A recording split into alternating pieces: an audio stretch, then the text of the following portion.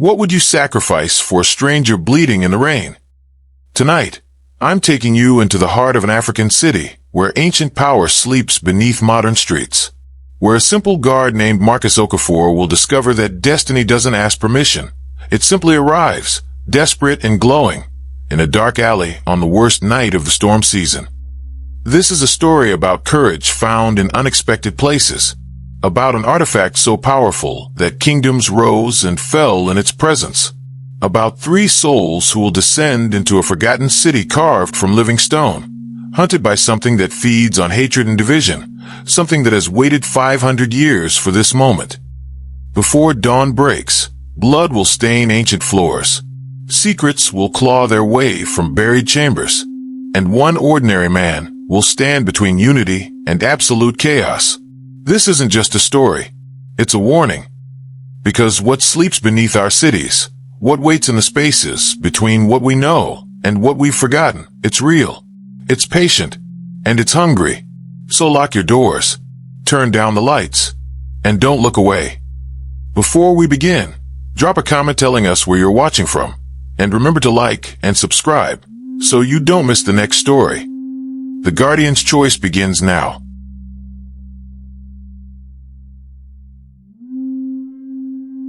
Marcus Okafor had walked these streets for 7 years.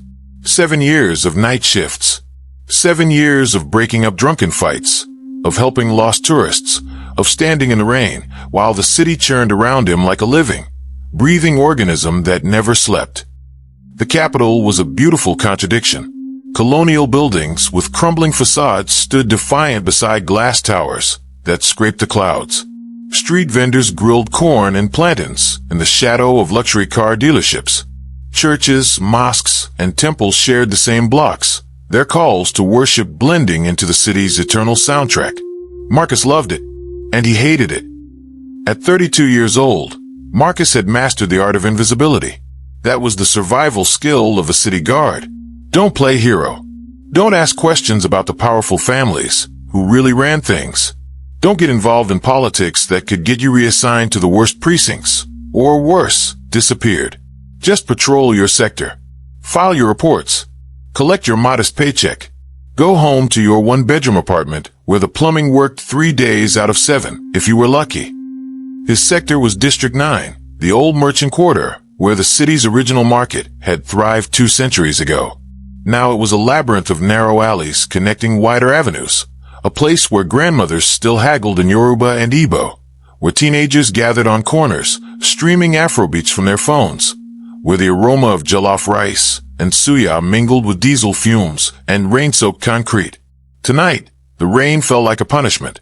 It always did during storm season, transforming streets into rivers, overwhelming drains that hadn't been properly maintained since independence. Marcus pulled his collar up against the deluge and ducked into an alley he'd used as a shortcut 1,000 times. The alley should have been empty. It was always empty at this hour. Just Marcus, the hammering rain, and the distant throb of music from a nightclub 2 streets over. Then he heard it. A stumble. A gasp. The wet, desperate sound of someone in serious pain. Marcus's hand moved to his radio instinctively, but he didn't call it in. Not yet. In District 9, you assessed first, reported second. Too many false alarms, and dispatch stopped taking you seriously. He moved forward cautiously, boots splashing through puddles, eyes adjusting to the darkness between failing streetlights, hand hovering near the baton at his belt. And that's when he saw the man. The stranger was young, late 20s, maybe, with the kind of face that suggested he'd seen things no one should see. Blood trickled from a gash above his eye. His clothes were expensive but destroyed, torn and soaked completely through. He held a leather satchel against his chest the way a mother protects her child. But it was the light that froze Marcus in place. The bag glowed, not like a phone screen or LED flashlight. It pulsed with a warm, golden luminescence that seemed to breathe, that seemed somehow alive, that made every hair on Marcus's arms stand up with something primal and ancient. "Sir," Marcus approached slowly, hands visible and non-threatening. "Are you hurt? Do you need medical?" The stranger's head snapped up, eyes locking onto Marcus with an intensity that felt almost physical, like a hand gripping his chest. "Please," the man whispered, voice hoarse and cracking. "Please, you have to help me. They're coming. They're always coming. They never stop." Marcus knelt beside him, professional training kicking in despite the strangeness of it all. "Who's coming? Who did this to you?" "My name is Isaiah," the stranger said, gripping Marcus's arm with surprising strength for someone so clearly exhausted. "Isaiah Adeyemi. And what I'm carrying, it's older than this city, older than this nation. It belonged to the kings who ruled before colonizers drew their lines on maps, before the world was carved up and sold to the highest bidder." Isaiah opened the satchel with shaking hands. Marcus forgot how to breathe. Inside was a disc of stone, perhaps 12 inches across, carved with symbols that hurt to look at directly, not physically, but mentally, as if his brain couldn't quite process what his eyes were seeing. The symbols spiraled and interlocked, forming patterns that seemed to tell a story Marcus couldn't read, but somehow felt resonating in his bones, in his blood, in something deeper than conscious thought. The stone itself was dark, almost black, but light pulsed within it like a heartbeat, like something alive, like something aware. "It's called the Heart of Unity," Isaiah said, his voice barely audible over the rain. "In the old tongue, Moyo Wayumoja, the artifact that bound the tribes into a kingdom, the source of the old king's power. Whoever controls it can unite the people, or control them absolutely." Marcus should have called for backup, should have reported this to his superiors, should have walked away from whatever insanity this was. Instead, he asked the question that would change his life forever. "Why do you have it?"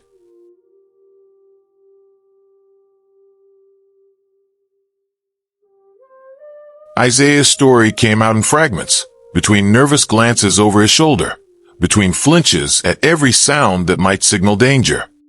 His father, Dr. Solomon Adeyemi, had been a professor of pre-colonial history at the National University for 40 years, for decades studying the old kingdoms, the confederations that existed before European powers arrived with their guns and treaties and insatiable hunger for land and resources. Most of Solomon's colleagues thought his particular obsession was romantic nonsense. He claimed there had been a unified kingdom spanning what was now 3 modern nations, ruled by a council of 7 kings who wielded actual power. Not metaphorical, not political, but real, tangible power that could bend the natural world to their will. They called him brilliant but eccentric. They published his papers, but rolled their eyes at conferences. They never knew he was right. "My father was the keeper," Isaiah explained, voice barely audible over the rain.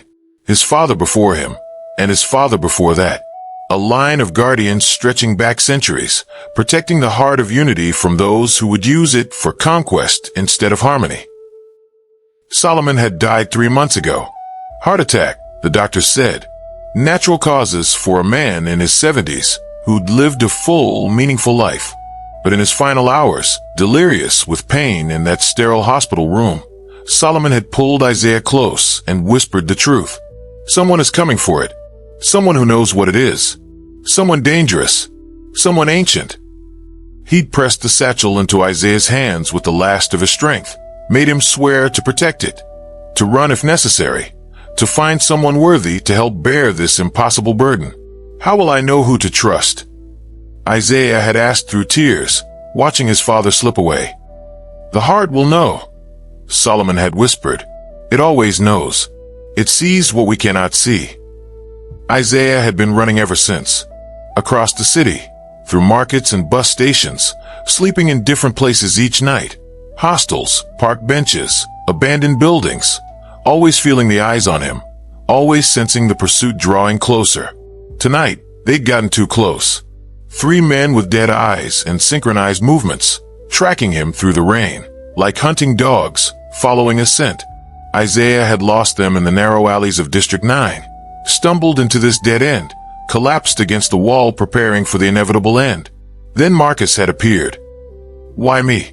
Marcus asked, still trying to process what he was hearing, trying to reconcile his ordinary life with this impossible moment. "I'm nobody. I'm just a guard who walks the same streets every night, filing the same reports, going home to the same empty apartment. Why would your father's relic, or destiny, or whatever this is, choose me? Isaiah looked at him with something like wonder, like revelation, breaking through his fear. You stopped. When you heard someone in pain, in danger, you didn't walk past. You didn't call it in and let someone else handle it. You came into this dark alley alone, to help a complete stranger, with no thought for your own safety. That's not nobody, Marcus. That's exactly who the heart needs. That's exactly who it chooses.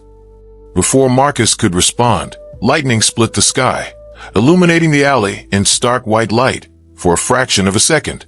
In that flash, Marcus saw them.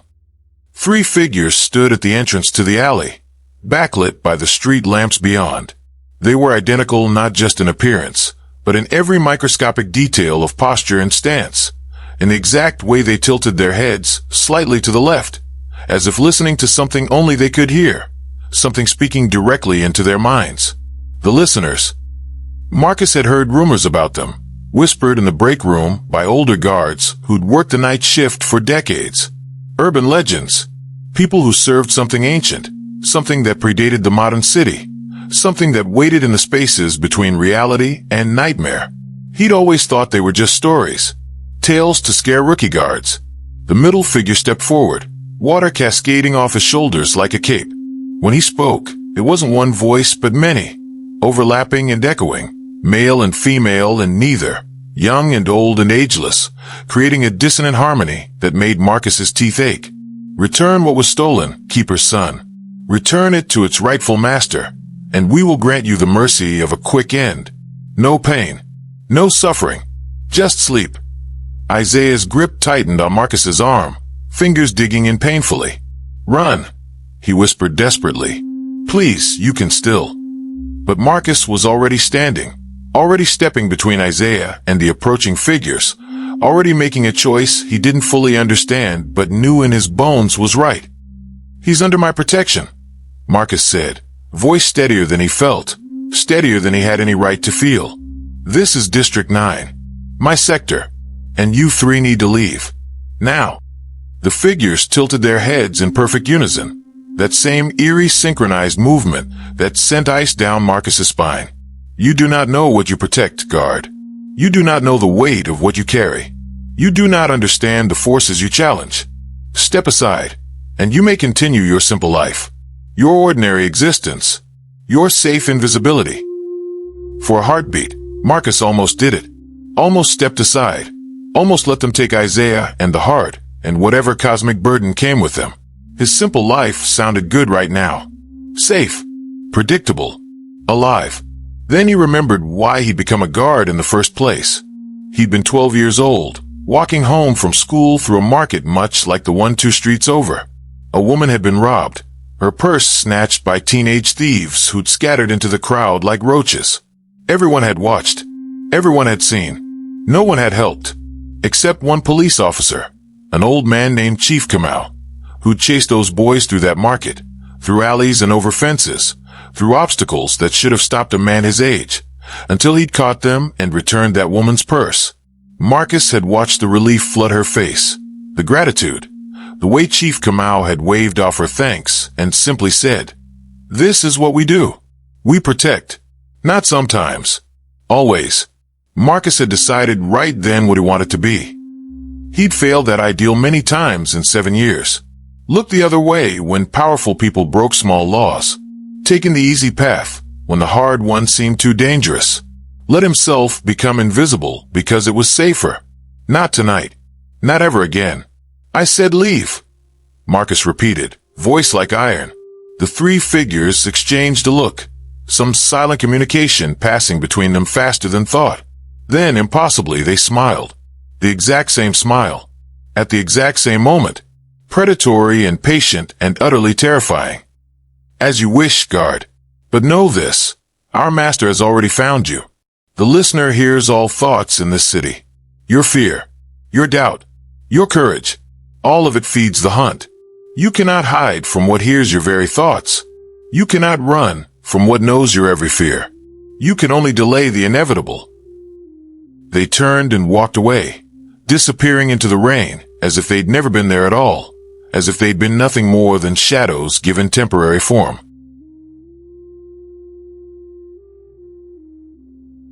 Marcus didn't waste time with questions. He got Isaiah on his feet, slung the younger man's arm over his shoulder, and moved. 7 years of night patrols had taught him every shortcut in District 9, every hidden path, every route that surveillance cameras didn't quite cover, every back alley known only to locals. He led Isaiah through this maze, through an abandoned construction site where a recession had frozen progress mid-pour, across a footbridge over the old market canal where vendors tossed their waste, through passages so narrow they had to turn sideways. Isaiah stumbled twice. Each time, Marcus caught him, kept him moving. The heart's glow had dimmed inside its satchel, as if sensing the need for stealth, but Marcus could still feel it pulsing against his side where Isaiah gripped him. A steady heartbeat that wasn't his own.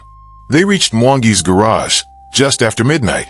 The garage was a District 9 institution, a landmark of resilience and family pride.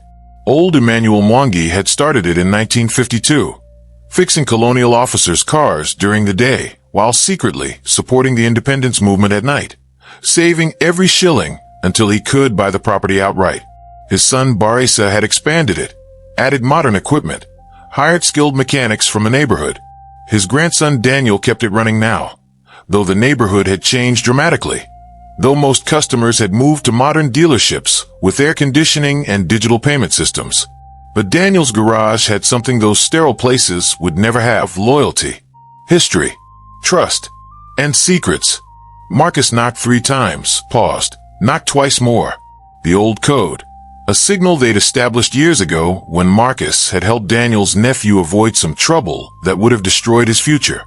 Daniel appeared in the doorway moments later, wiping grease from his hands with a red rag, his expression shifting from mild annoyance to deep concern when he saw Marcus's face, saw the way he was supporting the stranger, saw the determination in his old friend's eyes. "Bad night?" Daniel asked, already knowing the answer. "Worse than usual," Marcus admitted. "I need the room." Daniel's eyes flickered to Isaiah, to the satchel clutched against his chest, to the barely visible glow seeping through the leather, to the determination and desperation written across both men's faces. He'd known Marcus for 5 years, had helped him before when situations got complicated, when the black and white world of law enforcement ran into the gray reality of survival in District 9. He didn't ask questions. That was the code. "Follow me." The trapdoor was hidden beneath a massive rolling toolbox that Daniel had modified years ago, a family secret, a relic from harder times. With practiced ease, he rolled it aside, revealing a wooden door set flush with the concrete floor, its edges so perfectly cut you'd never notice it unless you knew exactly where to look. He pulled it open, exposing a ladder descending into darkness that seemed to swallow light. "My grandfather built this during the independence movement," Daniel explained, his voice low and reverent, "for when the colonial police came looking for activists, for when resistance needed sanctuary. It's just one room, but it's dry, it's off the grid, and it's safe. Stay as long as you need." He handed Marcus a battery-powered lantern and a key. "Thank you, brother," Marcus said, the word carrying weight beyond friendship. Daniel gripped his shoulder firmly. "Whatever you're protecting, whatever this is, it must be important. The ancestors watch over the righteous, Marcus. Remember that. And remember, you're not alone. You never have been." The room beneath Mwangi's garage was exactly as described, but also more. 12 feet square with stone walls that sweated with moisture, stone that looked like it predated the modern city, predated the garage, predated perhaps even the colonial occupation. A single cot in one corner, a folding chair in another, a small wooden table scarred with decades of use. But it was dry. It was hidden. And most importantly, it was somewhere the listeners wouldn't think to look. Not immediately, anyway. Marcus helped Isaiah down the ladder, then followed, pulling the trapdoor closed above them. The sound of it sealing them in was both comforting and terrifying. Safety and entrapment in the same gesture. Isaiah collapsed onto the cot, finally letting exhaustion claim him, his body going slack as adrenaline faded. Marcus set the lantern on the floor between them, and for the first time since finding Isaiah in that alley, He had time to really examine what they were dealing with, to truly see the artifact that had changed everything. Isaiah carefully removed the heart from its satchel and placed it reverently on the small wooden table. Up close, in the lantern's glow, the artifact was even more magnificent and terrifying than Marcus's first glimpse had suggested. The stone was impossibly smooth, as if it had been polished by a million hands over countless generations. The symbols carved into its surface seemed to move when Marcus wasn't looking directly at them, not obviously, but subtly, spiraling and reforming, telling stories in a language that predated writing as he knew it, stories that spoke directly to something primal in his consciousness. And the light, that golden, pulsing light that emanated from within the stone itself, from its very core. It matched the rhythm of Marcus's heartbeat perfectly. He placed his hand over his chest and felt the synchronization, felt the way the heart seemed to acknowledge his presence, to recognize him somehow. "It's choosing you," Isaiah said quietly, reverently. "I felt the same thing when my father first showed it to me. It reaches out, tests you, examines your spirit to see if you're worthy of its trust." "Worthy of what?" Marcus asked, unable to look away from the artifact, unable to break the connection forming between them, of protecting it, of understanding its true purpose. The heart of unity was created 5 centuries ago, when the kingdoms of this region were tearing themselves apart. Tribe against tribe, clan against clan, warlords and chiefs fighting over resources, territory, power, honor, fighting over everything and nothing. Thousands died. Entire villages were burned to ash. Children grew up knowing nothing but war. It seemed like the bloodshed would never end, like conflict was humanity's natural state. Isaiah's voice took on the tone of someone reciting a story told many times, a story passed down through generations like a sacred text. 7 kings came together in secret, in a hidden valley far from the battlefields. They traveled to the sacred mountain, where the ancestors were said to sleep in the stone itself. They brought their most skilled craftsmen, their wisest priests, their most powerful spiritual leaders. For 40 days and 40 nights, they worked. They carved the stone from the mountain's living heart. They blessed it with the blood of each king. They poured their hope, their dreams of peace, their desperate prayer for unity into this single object. "And it worked," Isaiah continued, voice filled with wonder despite having told the story 100 times. The heart gave the kings the ability to understand each other perfectly. Not just their words, but their intentions, their fears, their hopes. To feel each other's pain and joy as if it were their own. To see through each other's eyes. When one king spoke with the heart's power, all people in the kingdom heard truth, not deception. Unity wasn't forced at the point of a spear. It was felt. It was real. It was chosen freely by people who finally understood each other. For 70 years, the kingdom prospered like never before in recorded history. There were no wars. Disputes were settled through counsel and genuine compromise. The land flourished.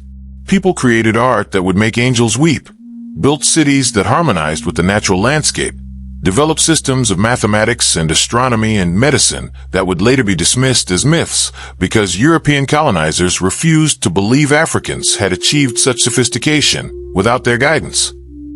Marcus listened, mesmerized, as if hearing the world's most important secret. So what happened? How did it end? Isaiah's expression darkened like storm clouds gathering. What always happens when power exists? Someone wanted to use the heart for domination instead of unity. One of the original kings had a son who believed the artifact could be weaponized, that its power to connect minds could become power to control them. He thought if one person held the heart alone, without sharing its power through the council, they could rule not through understanding, but through absolute control. They could become God. He tried, and he failed. The heart rejected him violently. Its light went dark, and the psychic connection between the 7 kings shattered like glass, leaving them disoriented and deaf to each other after decades of perfect understanding. Without the heart's binding power, old grievances resurfaced. The kingdom fractured along tribal lines. The European colonizers arrived within a generation, found a divided people instead of a unified kingdom. And the rest? Isaiah's voice broke slightly. The rest is the history they taught us in school. The history where we didn't exist until they discovered us. The kings who remained loyal to the heart's original purpose went into hiding. They became keepers, guardians, passing the artifact down through their bloodlines, protecting it through centuries of occupation and oppression, keeping it hidden until the day when it might be needed again, until the people might be ready for real unity, not the artificial borders drawn by outsiders, not the divisions created by colonizers to keep us weak, but genuine unity chosen freely. Marcus sat back, trying to process the weight of what he was hearing, trying to reconcile this cosmic history with his simple life. And this listener, the thing controlling those men who came for you. Isaiah shuddered visibly, pulling his arms around himself. The listener is, I don't know if they're one person or many anymore, or if that distinction even matters. My father's research suggested they might be a consciousness that survived since the kingdom fell. Perhaps one of the corrupted prince's advisors, perhaps a spiritual entity that feeds on division and chaos, like a parasite feeds on blood. They hear everything in this city. Thoughts, fears, secrets, whispers in the dark. They use that information to manipulate, to control, to keep people divided because division is their food, their power, their very existence. They've been searching for the heart for centuries, always sensing it, always getting close, but never quite finding it because the keepers protected it with their lives. Until my father died, until I started running. I think they can feel the heart's power more strongly now that it's exposed, now that it's actively being carried through the city. It's like a beacon I can't turn off. Marcus looked at the artifact, its steady golden pulse, and felt the enormity of his situation finally settle over him like a heavy blanket. He was just a city guard, 32 years old, no family left, no special training, no chosen one prophecy. He filed reports and walked streets and tried to do the right thing when he could. Just an ordinary man. But somehow, this ancient relic had chosen him to stand between it and a force that had hunted it for 500 years. Chosen him to be part of something so much larger than himself that he could barely comprehend it. Isaiah, Marcus said slowly, carefully, why me? Really, your father said the heart would know, that it would choose its guardian. But I'm nobody special. There have to be 1,000 people in this city more qualified, more powerful, more. No, Isaiah interrupted, and there was absolute certainty in his voice that left no room for doubt. The heart doesn't choose power. It doesn't choose strength or wealth or intelligence. It chooses character. My father spent his entire life studying the keepers, reading their journals, understanding why the heart accepted them as guardians. Every single one was someone who put others before themselves without thinking, without calculating the cost. Someone who understood that real strength is protecting the weak, not dominating them. Someone who, when faced with a choice between their own safety and doing what's right, chose right without hesitation. You stopped for me tonight, Isaiah continued, his voice gaining strength. You stood between me and the listeners. You brought me here, to safety. Risking your career, maybe your life, definitely your comfortable invisibility. That's not nobody, Marcus. That's exactly who the heart needs. That's exactly who every guardian in history has been. Ordinary people who make extraordinary choices in crucial moments. Marcus wanted to argue, wanted to say it was just training, just doing his job, just basic human decency that anyone would have shown. But deep down, in a place beyond rationalization, he knew Isaiah was right. The heart had called to something in him, and he'd answered without understanding why. There was no going back now. No returning to invisibility. No pretending this night had never happened. Above them, through the layers of concrete and soil, through the garage floor and the city beyond, the rain continued to fall in sheets. And somewhere in that rain, the listeners and their master searched methodically, patient as death, relentless as time, drawing closer with every passing moment. The hunt had begun in earnest, and Marcus, who'd spent 7 years learning to be invisible, was about to become the most wanted man in the city.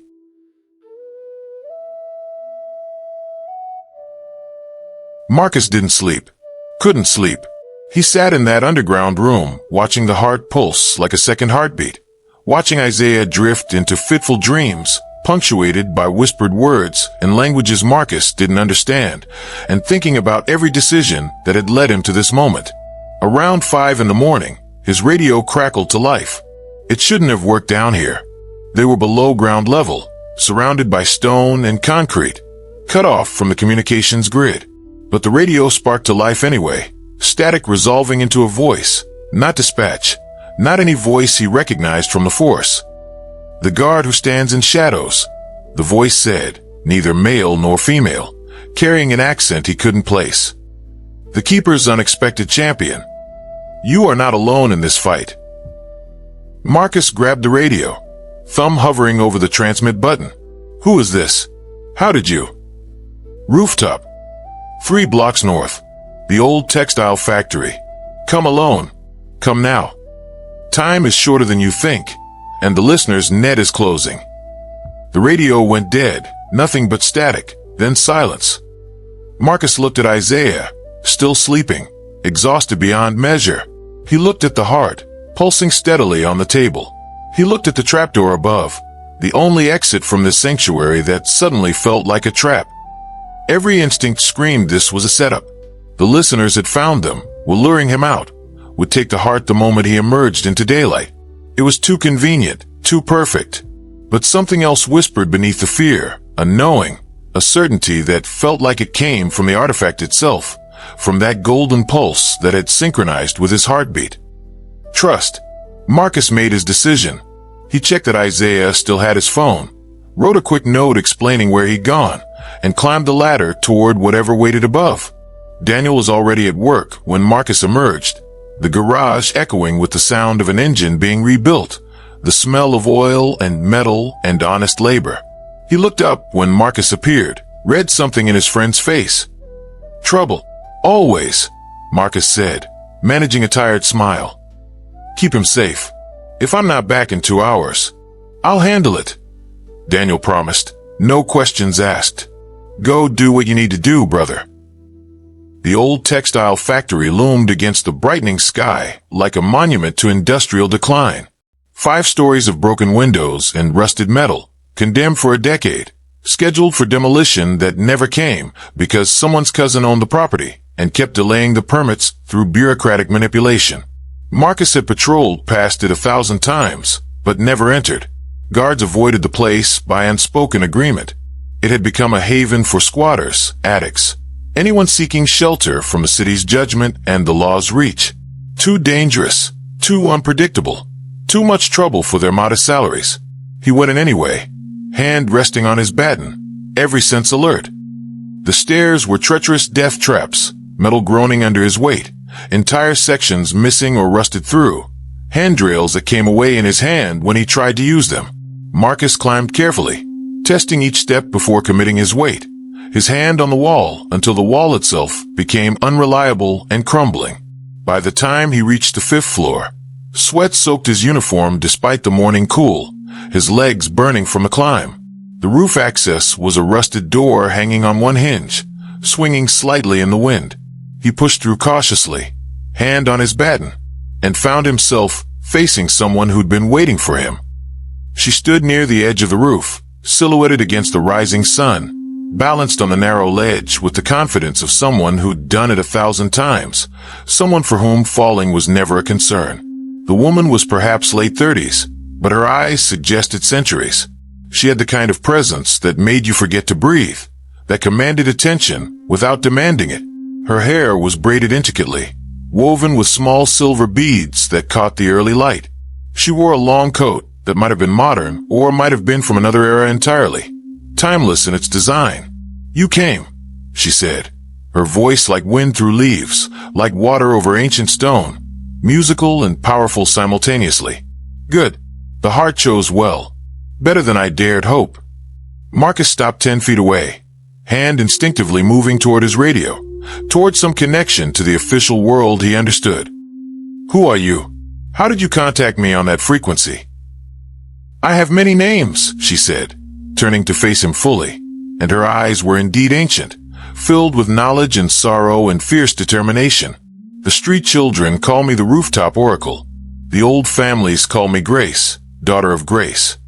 Daughter of Grace, 4th generation but carrying the knowledge of 8. The listener calls me obstacle, enemy, the one who escaped. You may call me ally. You desperately need one. Grace stepped down from the ledge with fluid grace that seemed almost inhuman, landing silently on the rooftop surface, despite the 6-foot drop. As she moved closer, Marcus noticed more details. The scars on her hands, telling stories of violence, survived. The careful way she moved like someone trained in combat at the highest levels. The weight of knowledge in her eyes that spoke of decades lived in ways he couldn't imagine.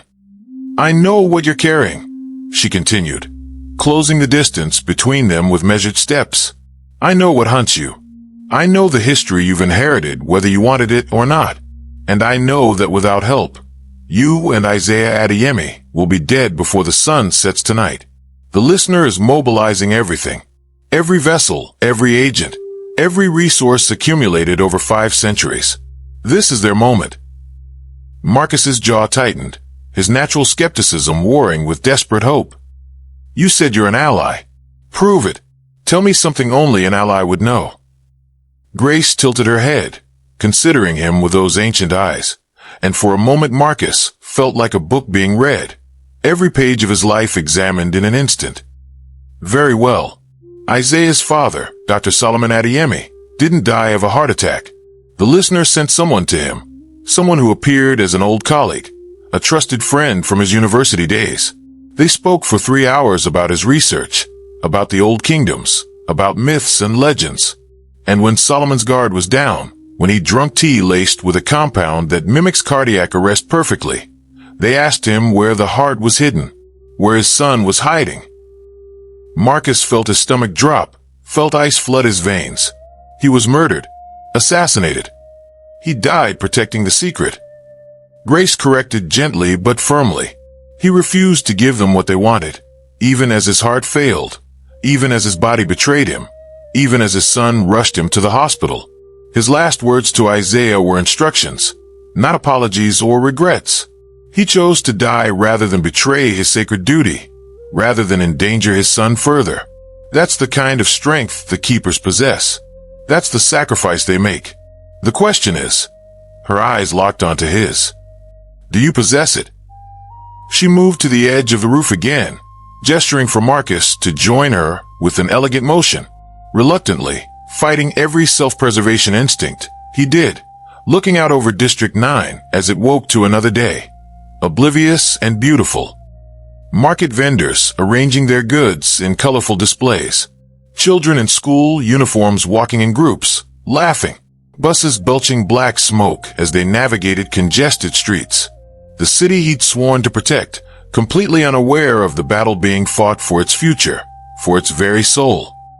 The listener has existed in this city for nearly 500 years, Grace said, her voice taking on a teaching quality. When the kingdom fell, when the heart went dark and the connection between the kings shattered, something was born from that collapse. A consciousness made of all the fear, all the division, all the hatred that tore the people apart. It feeds on discord like a vampire feeds on blood, thrives on it. Every political fight, every tribal tension, every moment when people see each other as enemies instead of neighbors, every act of hatred small or large, the listener grows stronger, more solid, more real. For 5 centuries, it's been searching for the heart. Because if the listener controls the artifact, if it can pervert its purpose from unity to domination, from connection to control, it can amplify division across the entire nation. Tribe against tribe again, just like before the first kings united them. Religion against religion, class against class, generation against generation. And in the chaos, in the feeding frenzy of hatred and fear, the listener becomes something more than consciousness. It becomes God. It becomes unstoppable. It becomes eternal. Marcus gripped the roof's edge, knuckles white, trying to process the scale of what she was describing. How do you know all this? How can you be sure? Grace turned to face him fully, and in the morning light, he saw the weight of years in her eyes that her face didn't show, saw the burden she'd carried alone for so long. Because I've been fighting the listener since before you were born, Marcus Okafor. Because my family has stood against it for 8 generations, gathering knowledge, protecting those it hunts, preparing for the day when the heart would resurface. We are the watchers. We remember what the city has forgotten. We carry the true history, while the world believes the lies written by conquerors. 3 months ago, we felt Solomon Adeyemi die, Grace continued, her voice carrying the weight of that moment. Felt the surge of power as the heart was passed to his son. We've been trying to find Isaiah ever since, to offer protection, to help him understand what he carries, to bring him to safety. But the listener's agents are everywhere. They move through the city like sharks through water, invisible until they strike, networked through that terrible consciousness. She pulled something from her coat pocket, a small carved stone, similar in style to the heart but smaller, simpler, less ornate. It pulsed with a dim silver light instead of gold, like moonlight rather than sunlight. This is a shard, a piece of the original mountain where the heart was created, blessed by the first priests. It allows me to sense the artifact's presence, to track it across the city when it's active. It also shields me from the listener's awareness. As long as I carry this, I'm invisible to their sight, unheard by their hearing. I walk among them undetected. Marcus reached out hesitantly, then pulled his hand back. Can it protect Isaiah and me? Can you make more of them? No. There's only one shard that survived the kingdom's fall. But I can teach you how to hide from the listener's awareness without it. How to move through the city without being tracked like prey. How to shield your thoughts, quiet your fears. And most importantly, her expression grew grave. How to reach the one place where the heart will be truly safe, where it can be restored or destroyed to prevent it from falling into the wrong hands. What place? Marcus asked, though some part of him already knew the answer, felt it in his bones. Grace's expression became solemn, reverent. The root, the original city, the one that existed before colonizers arrived and built their grid on top of it, paving over our history. Beneath this modern metropolis, beneath the concrete and steel and glass, lies the old capital, the chambers and halls where the 7 kings once ruled in harmony. The heart was created there. It belongs there. And there, in the Chamber of Kings, it can either be restored to its true purpose, or destroyed completely to keep it from the listener's hands. Those are the only 2 options left. Marcus felt his world tilt, felt reality reorganize itself around this impossible revelation. There's an entire city beneath us, beneath all of this. Buried and forgotten, deliberately erased from history. The colonizers built their city on top of it, paved over the old ways, destroyed records, pretended our civilization started when they arrived to enlighten us. But stone remembers. The old places still exist, waiting in the dark, preserved by accident and the sheer stubbornness of ancient architecture, waiting for this moment. The listener knows about the route. They're already moving resources, positioning their agents around every entrance they've discovered over the centuries. But I know paths they don't. Secret ways kept hidden by the watchers, maintained through generations specifically for this moment. I can get you and Isaiah to the route tonight, but we must move before sunset. The longer the heart remains exposed on the surface, the stronger the listener's sense of it becomes, the more vessels they can mobilize. Soon, they'll simply follow the power signature like a beacon. Time is our enemy now.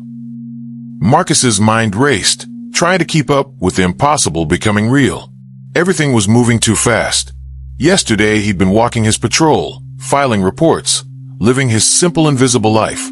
Now he was standing on a rooftop being told about ancient conspiracies and underground cities and artifacts of unimaginable power. Why should I trust you? He asked bluntly, needing to voice his doubts. For all I know, you work for this listener. This could all be an elaborate trap to get me to bring you straight to Isaiah and the heart. How do I know you're what you claim to be? Grace smiled, and this time there was genuine warmth in it, appreciation even. Smart. You're learning to think like a guardian already. Question everything. Trust nothing without verification. But consider this, Marcus. If I work for the listener, I'd simply have followed you from the garage this morning. The shard shields me from their awareness, but I can still track the heart's location when it's active. I could have led them straight to your hiding place. You'd already be dead or captured. Instead, I called you here alone, exposed myself to you, offered information and alliance before asking for anything in return. She stepped closer, holding his gaze with those ancient eyes, letting him see the truth in them. I'm not asking for blind trust. I'm asking you to verify what I've said. Go back to Isaiah. Tell him about Grace of the Watchers. Ask him if his father ever mentioned us in his research. Ask him to examine his father's journals for references to the shard, to the root, to the network of families who've protected the heart's legacy through 5 centuries of darkness. Then make your choice based on evidence, not faith. Marcus studied her face carefully, searching for deception, for the telltale signs of manipulation he'd learned to recognize in 7 years of police work. He found only fierce determination and a weariness that matched his own, the exhaustion of someone who'd fought too long for a cause bigger than themselves. Finally, slowly, he nodded. I'll talk to Isaiah. If what you say checks out at his father's research, how do I contact you? Grace pulled out a phone, old, basic, a model from a decade ago, nothing like the smartphones everyone carried now. She showed him the number. Text the word Unity, if you're ready to move. That's all. I'll come for you at sunset. The journey to the route takes 6 hours, through the hidden paths. If we enter at dusk, we'll reach the Chamber of Kings at midnight, the most powerful time, when the veil between past and present is thinnest, when the heart's power is strongest. She turned to leave, then paused, looking back at him with an expression that mixed pride and concern. Marcus Okafor, the heart chose you for a reason. Whatever doubts plague you, whatever fears whisper in your mind, remember that you've already proven worthy through your actions. You stopped for a stranger in the rain. You stood against the listeners when you could have walked away. You brought Isaiah to safety at great personal risk. Those aren't the actions of someone who runs from destiny. They're the actions of someone who faces it head on, who chooses right over easy. That's why the heart chose you. Before Marcus could respond, before he could ask the 1,000 questions crowding his mind, Grace walked calmly to the roof's edge and simply stepped off into the void. Marcus lunged forward with a shout, reached the edge expecting horror, expecting to see her body broken on the pavement far below. Instead, he saw her landing in a perfect crouch 5 stories down, on a metal awning that shouldn't have held her weight, but did, barely even making a sound. She looked up, gave him a small salute, almost playful, and disappeared into the morning crowds flowing past the factory, becoming just another person in the city's eternal stream. Marcus stood there for a long moment, his heart hammering against his ribs, his worldview shattered and reforming with every passing second, every breath. Nothing was simple anymore. Nothing would ever be simple again. The comfortable illusions of ordinary life had been stripped away, leaving only truth, terrible and beautiful and inescapable. He made his way back down the treacherous stairs, through the waking streets, where people rushed to work oblivious to the cosmic drama unfolding around them, back to Mwangi's garage, where Daniel was working and Isaiah was finally awake.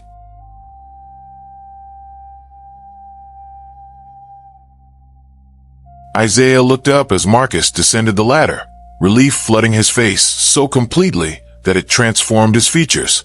You came back. When I woke up and saw your note, I thought.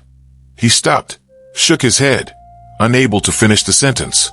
I thought maybe you'd realized how insane this all is, that you'd done the smart thing and walked away while you still could, that I'd driven another good person into danger they didn't ask for. Marcus sat heavily on the folding chair, every muscle in his body aching from the night's exertions. A woman named Grace sent me a message on my radio. Said she's been looking for you. Said she's one of the Watchers, that her family has been protecting the heart's legacy for generations. Said your father would have mentioned them in his research. Isaiah's eyes widened dramatically, hope and disbelief warring in his expression. Grace? She's real. My father mentioned the Watchers throughout his journals, but I thought they were just another legend, like the heart itself was before I actually held it, before it chose me. Just another story he'd collected. She knew how your father died, Marcus said quietly, gently, watching Isaiah's face. She knew it wasn't a heart attack. She knew it was murder. Isaiah's composure crumbled like ancient walls finally surrendering to time. He'd known, Some part of him had always known, but hearing it confirmed out loud, hearing someone else say the word murder, broke something open inside him. Tears spilled down his cheeks, and he didn't wipe them away. Didn't try to hide his grief or rage. He died protecting it. Isaiah whispered, voice breaking. Died protecting me. I should have been there. I should have noticed something was wrong. I should have. He made his choice. Marcus interrupted, his voice gentle but firm, allowing no room for self-blame. Grace said he refused to give up the secret even as he died, even as his body failed him. That's not failure, Isaiah. That's not something you should have prevented. That's love. That's sacrifice. He protected you the only way he could in that moment, by staying silent, by giving you time to run, by ensuring the heart remained hidden. Isaiah nodded slowly, pulling himself together with visible effort, wiping his eyes with the back of his hand. The journals. We need to check his journals. I brought them. He reached beneath the cot and pulled out a worn leather backpack Marcus hadn't noticed before, hidden in the shadows. Inside were 3 thick notebooks, their pages yellowed with age and covered in tight, meticulous handwriting, some in English, some in languages Marcus didn't recognize, symbols and diagrams filling margins. My father documented everything, Isaiah explained, his voice steadying as he focused on the familiar ritual of scholarship, the comfort of his father's work. Every legend about the heart, every reference he found in oral histories and ancient texts, every encounter with people who claimed to remember the old ways, who carried fragments of the true history in their families. Every scrap of evidence. It's 40 years of obsessive research, his life's work. They spent the next 2 hours poring over the journals, reading by the heart's golden light and the lantern's warm glow. Marcus's initial skepticism, that last defense of his ordinary worldview, dissolved as he read Solomon's careful documentation, saw the patterns emerge like constellations becoming visible in a clearing sky. The connections between myths and historical events too precise to be coincidence. There were references to the Watchers throughout, scattered across decades of research. A network of families who'd maintained knowledge of the true history while publicly appearing as ordinary citizens, teachers, doctors, market vendors, artists, mechanics, people in every walk of life, watching, remembering, protecting, waiting for this moment. Grace was mentioned by name in a journal entry from 15 years ago.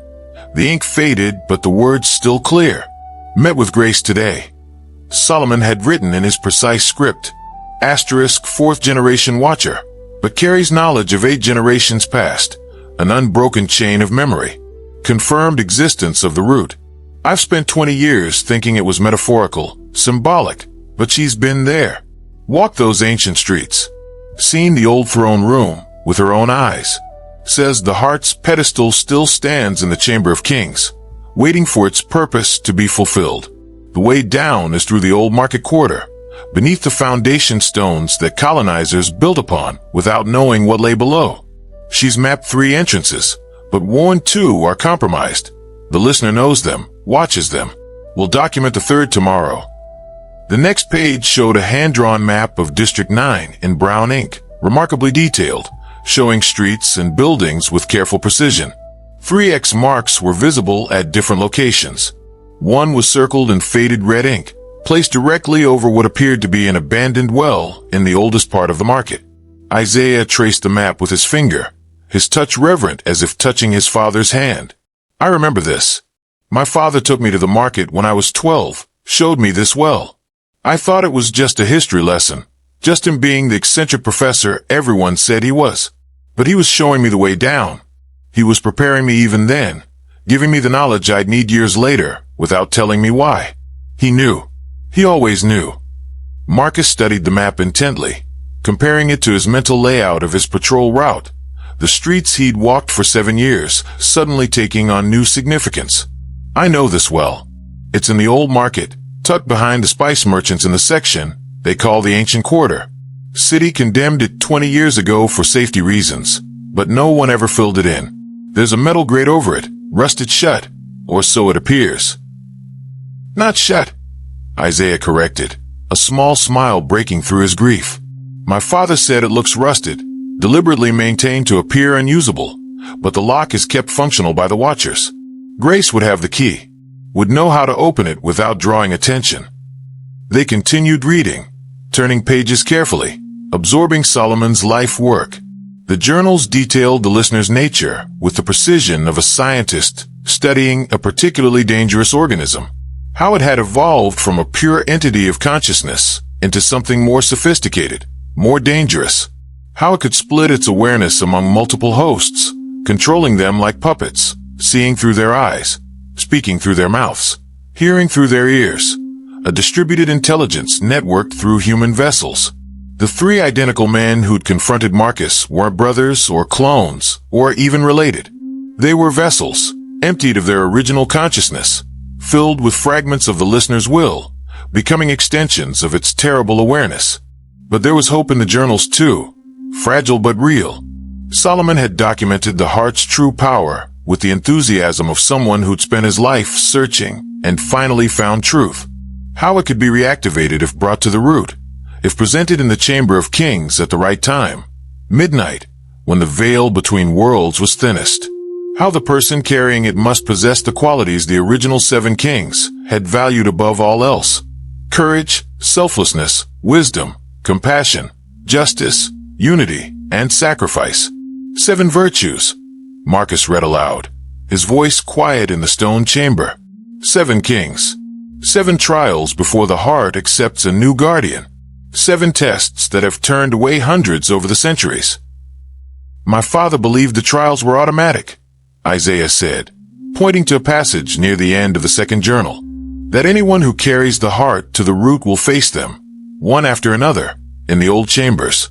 Each trial tests one virtue. Most people fail.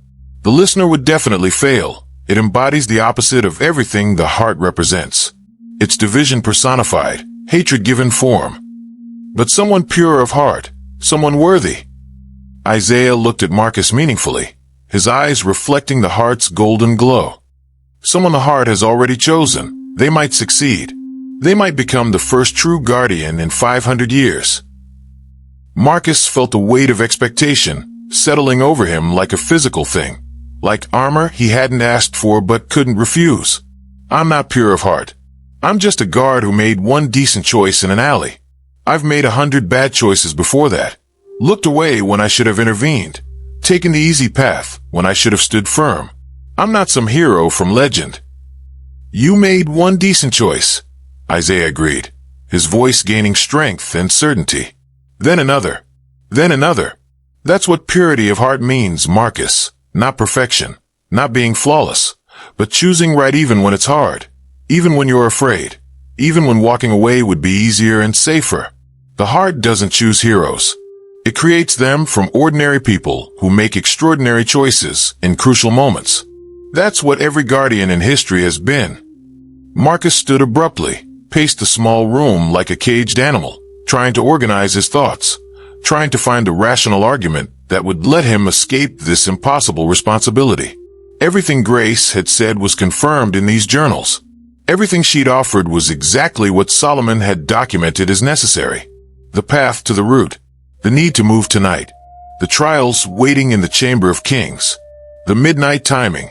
It was too perfect, too convenient, too much like destiny, and Marcus had never believed in destiny. Or it was exactly what it appeared to be. History catching up to a city that had forgotten its true past, an ancient artifact calling out to be restored, and one ordinary man being given the chance to be more than ordinary. If we do this, Marcus said slowly, carefully, turning back to face Isaiah, if we contact Grace and go to the root tonight, there's no turning back. The listener will know. They'll come for us with everything they have.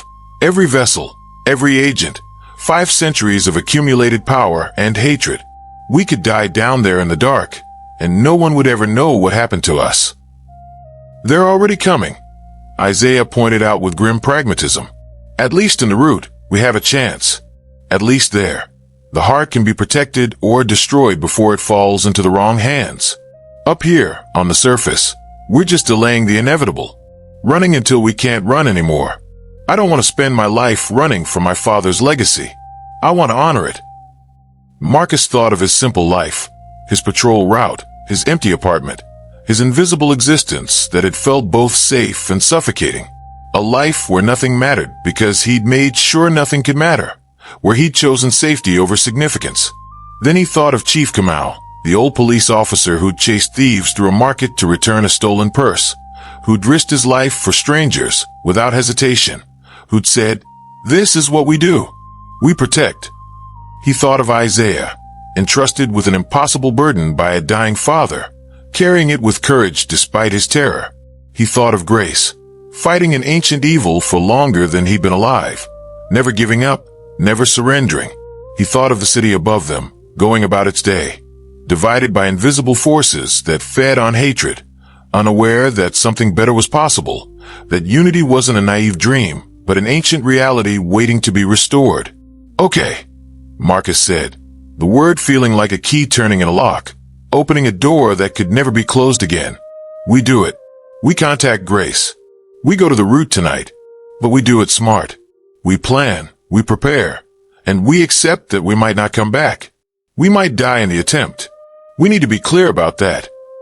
Isaiah nodded solemnly, his face showing relief and fear in equal measure. "My father spent his entire life protecting the heart. I can spend mine doing the same. Better to die standing for something that matters than live hiding from destiny. Better to fail trying than succeed at running away." Marcus pulled out the basic phone Grace had given him, stared at the screen for a long moment, then typed a single word, "Unity." The response came within seconds, as if she'd been waiting. "Sunset. The garage. Come ready for a long journey. Bring water and courage. The path is difficult, but the destination is worth it. The root awaits its children."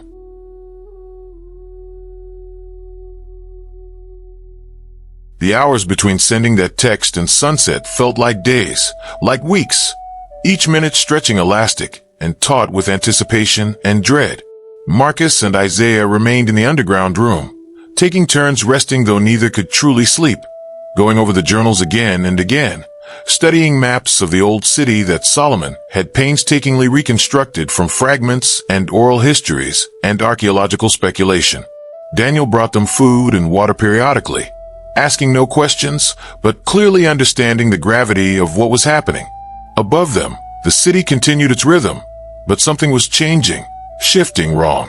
Daniel reported it when he came down at 2 in the afternoon, his expression more troubled than Marcus had ever seen it.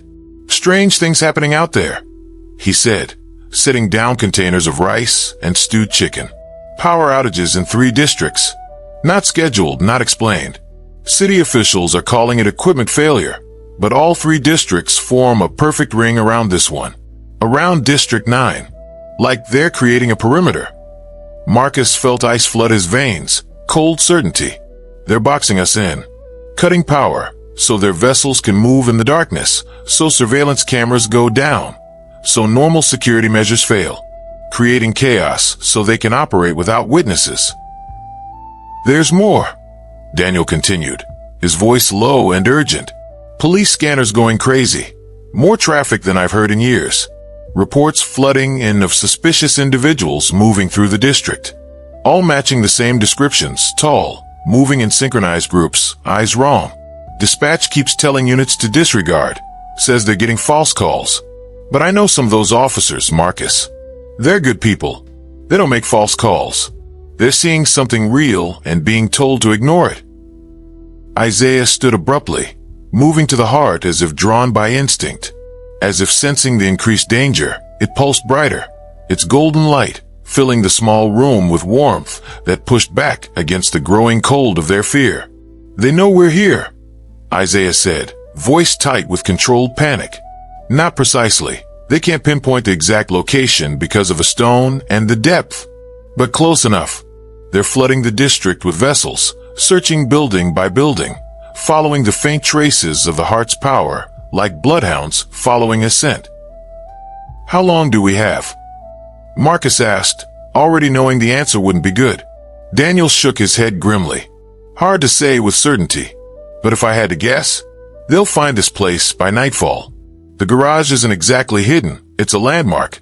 Anyone asking questions about underground spaces, about old Independence-era hiding spots, this is one of the first places locals would mention. Word spreads fast in District 9. Marcus checked his phone. 3 hours until sunset. 3 hours until Grace was supposed to meet them. It felt like an eternity and no time at all. Like standing on train tracks, watching a locomotive approach in slow motion. We can't wait here, he decided, the tactical training from his guard academy kicking in. If they're searching building by building, we need to keep moving. Stay ahead of the search pattern. Daniel, is there another place? Somewhere we can hide for a few hours until sunset. Daniel thought for a moment, chewing his lip. My sister's place. She runs a daycare 3 blocks west, in the old colonial administrative building they converted. Big building, lots of rooms, kids and parents coming and going all day creating natural chaos and cover. Easy to blend in, hard to search thoroughly without causing a scene. Listeners' vessels might be powerful, but they still need to avoid drawing too much public attention in broad daylight. Even they have limits. Will she help? Isaiah asked. Will she take the risk? She's my sister, Daniel said simply, as if that explained everything. And perhaps it did. And she remembers what the old guard used to say, what our grandfather taught us. We protect our own. You're in my care now. That makes you ours. Family. She'll help. They gathered their few belongings quickly, efficiently.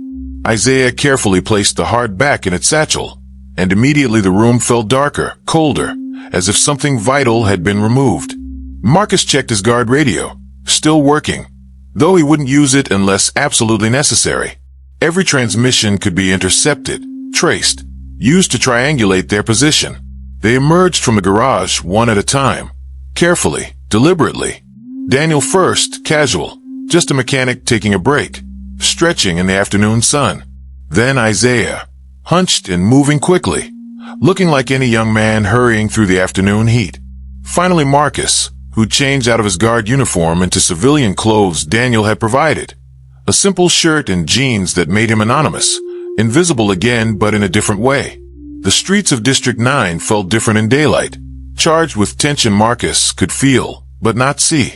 He'd patrolled them countless times, but always at night, always in uniform.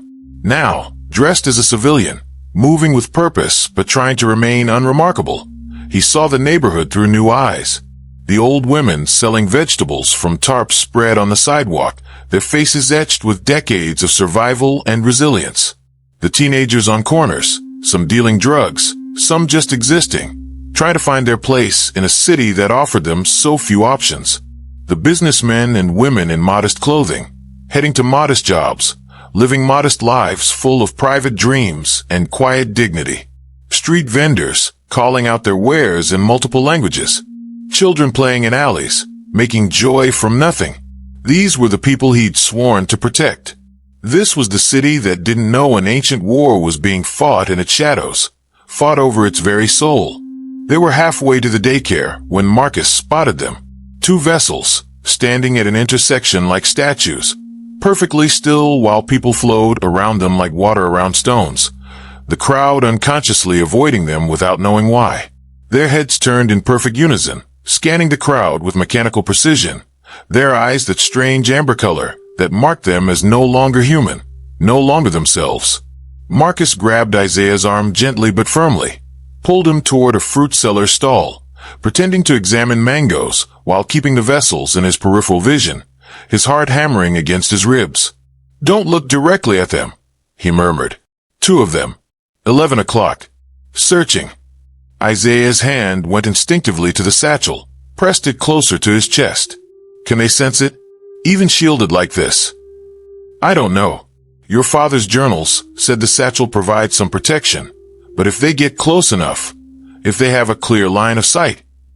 Marcus let the sentence hang unfinished, the implications clear. One of the vessels started moving toward them, pushing through the crowd with mechanical determination that was subtly wrong, too direct, too purposeful, lacking the random hesitations and adjustments of normal human movement. People stepped aside, without consciously deciding to, responding to some instinctive warning their minds couldn't process. Daniel, who'd been a few steps ahead, suddenly shouted in Swahili, gestured broadly, laughed too loud, the perfect performance of a man greeting an old friend. He moved toward the vessel with the confidence of someone who didn't know danger when he saw it, calling out about a dead ode, about a car that needed fixing, creating confusion and noise and chaos. The vessel stopped, its attention fixating on Daniel, its amber eyes focusing on this unexpected variable. For a crucial 3 seconds, it was distracted, confused by this loud interaction that didn't fit its search pattern. In that moment of confusion, Marcus and Isaiah slipped down a side alley, moving fast but not running. Running would draw attention. Running would mark them as prey. Just 2 men with somewhere to be. Nothing remarkable, nothing worth noticing. Behind them, Daniel's voice continued, jovial and insistent, giving them precious seconds, sacrificing his safety for theirs without hesitation. They emerged on the next street over, blended into a different crowd flowing in a different direction, kept moving. 2 more blocks. The daycare was close now. Daniel's sister, Amara, met them at the door as if she'd been expecting them. She was younger than her brother, maybe early 30s, with kind eyes that turned sharp and calculating when Daniel had called ahead to explain the situation in quick, coded Kikuyu, the language of their grandmother, the language of family secrets. She looked at Marcus, at Isaiah, at the way the younger man clutched his satchel with white-knuckle desperation. She asked no questions about what it contained. Some things were better unknown. Plausible deniability a form of protection. 3rd floor, she said briskly, already moving, efficient and decisive. Storage room at the end of the hall. No windows, 1 door, defensible if it comes to that. I'll bring food and water. How long do you need? Until sunset, Marcus said. Maybe 3 hours. You have 2. Amara corrected firmly, and her tone left no room for negotiation. I don't know what you're involved in, and I don't want to know what I don't know. I can't betray under pressure. But I have 30 children in this building, and their safety comes first. 2 hours. Then you leave. Whatever's happening, whatever's chasing you. That's the deal. It was fair. More than fair.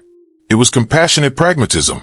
The kind of difficult decision that survival in places like District 9 demanded. They thanked her with genuine gratitude and climbed the stairs, past walls covered in children's drawings of families and houses, and dreams rendered in crayon and finger paint. Past rooms where young voices recited lessons and sang songs about numbers and letters. To the 3rd floor where everything was quiet. The storage room was cramped and dusty, smelling of chalk and children's soap and cardboard, but it was safe. Safer than the streets. Safer than the garage, which was probably already being searched. Marcus and Isaiah sat in silence for a while, listening to the sounds of the daycare below. The innocent sounds of childhood that felt impossibly distant from their reality, like hearing music from another world.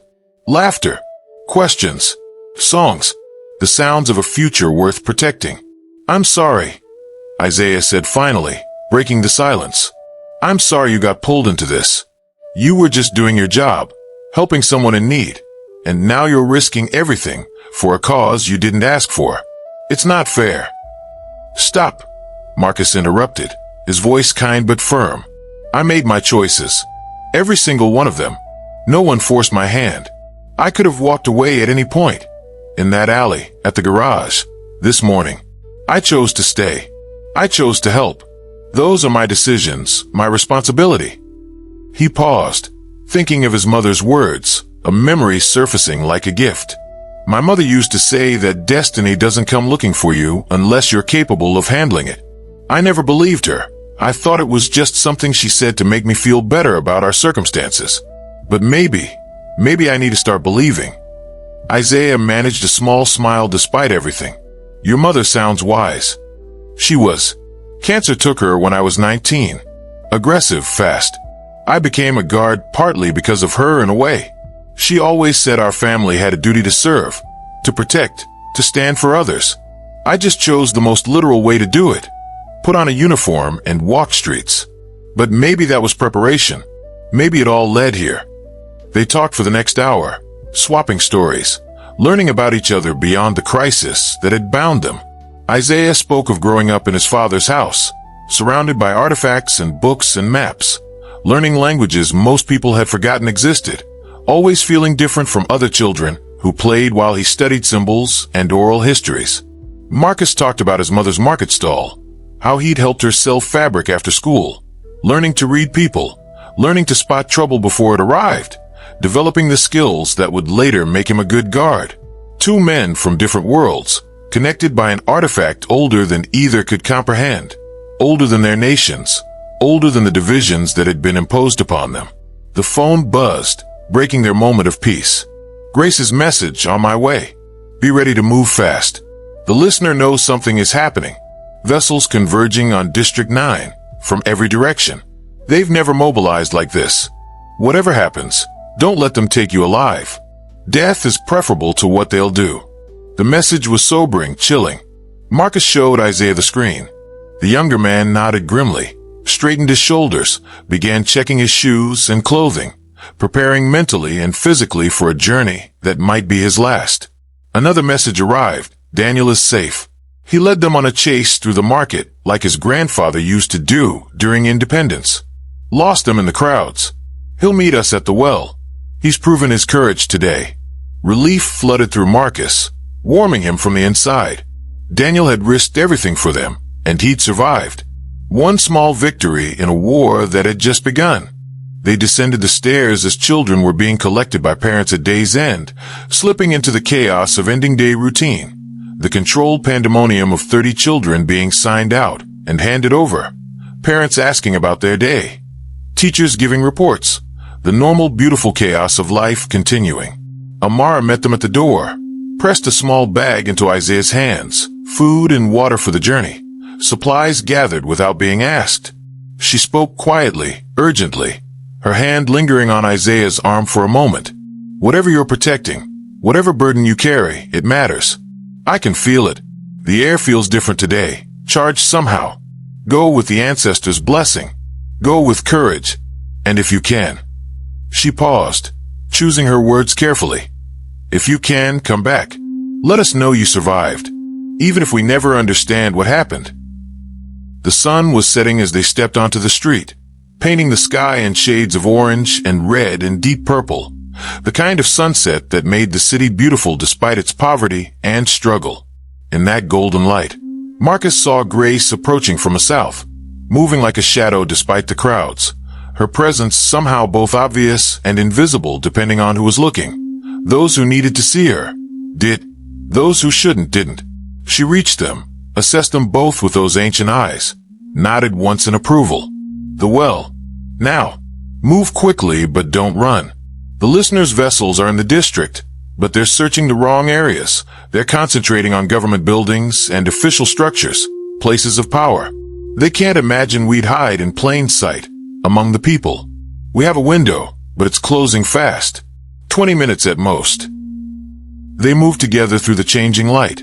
3 people carrying the weight of centuries, heading toward a condemned well that would lead them to a city that officially didn't exist, to chambers where kings once ruled, to trials that would determine not just their fate, but the fate of everyone walking these streets unknowingly, going about their lives while reality balanced on a knife's edge.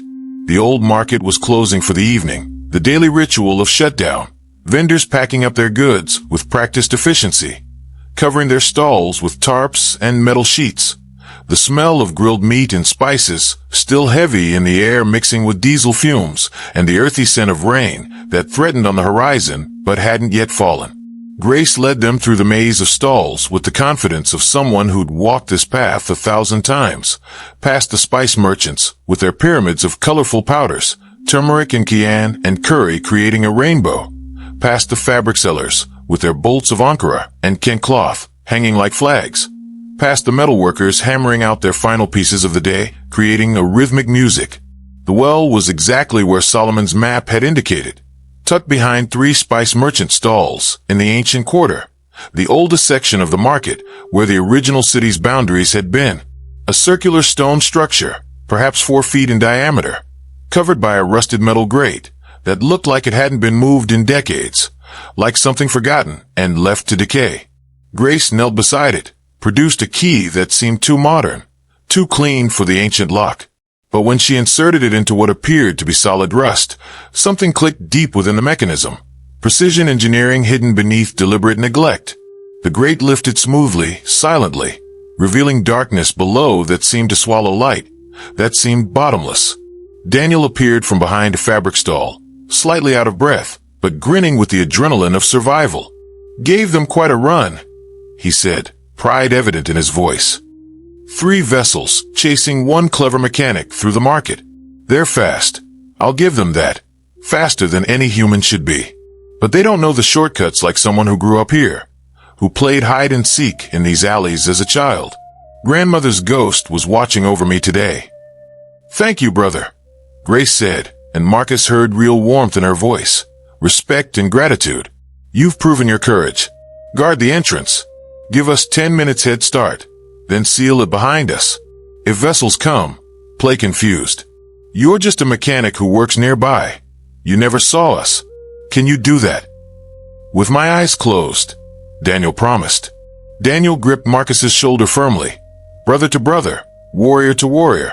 Whatever's down there, face it with courage. Face it like someone worthy of the ancestors' respect, like someone Chief Kamau would be proud of. And if you can, Marcus, come back. This city needs people like you. Needs people who choose to stand." Marcus nodded, unable to find words adequate to the moment, to the friendship that had sustained him through years of invisible struggle. He'd known Daniel for 5 years, but only now did he understand the depth of the man's character, his willingness to risk everything for a cause he didn't fully understand simply because it was right, because Marcus asked. Grace descended first, her feet finding handholds in the stone wall that Marcus couldn't see, ancient grooves worn smooth by centuries of climbers. Isaiah went next, the satchel secured across his chest, the faint golden glow of the heart visible even through the leather like a beacon guiding them down. Marcus went last, looking back once at Daniel, at the market, at the surface world he might never see again. Then he climbed down into the dark, into history, into a past that had been waiting 500 years for this moment. The descent began.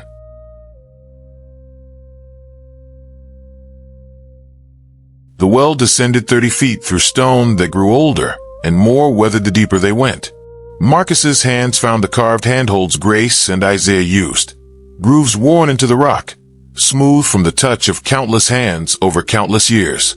Each generation of watchers and keepers had climbed this route, their fingers following the same paths, their courage tested by the same darkness.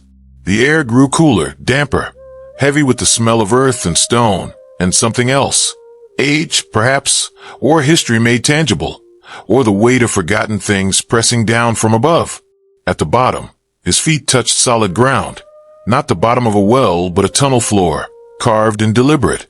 Grace clicked on a flashlight, and Marcus saw they stood in a passage carved from solid bedrock, perhaps 6 feet high and 4 feet wide, just large enough for them to move single file. The walls were covered in symbols similar to those on the heart, spiraling patterns that seemed to guide the eye forward, that seemed to say this way. This is the path. Follow us home. This is the first of the hidden ways, Grace explained, her voice echoing strangely in the confined space, taking on harmonic overtones as if the stone itself was responding.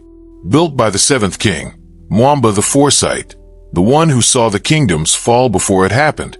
He created escape routes, secret passages, ways for the keepers to move between the surface and the root without being detected. The listener knows some of them. We lost brave souls when those paths were discovered. But not this one. Not yet. This path has remained hidden for 5 centuries. They walked in single file through the narrow passage, Grace leading with the confidence of someone who'd made this journey before, Isaiah in the middle clutching the satchel, Marcus bringing up the rear with every sense alert for danger from behind. The tunnel sloped downward gradually, steadily, taking them deeper beneath the city with each step, each breath. Marcus's guard training kept him constantly aware of their vulnerability. One way forward, one way back. Nowhere to run if they were ambushed, nowhere to hide. If the listener had somehow learned of this route, if vessels were waiting ahead or following behind, they'd be trapped between stone walls with no escape.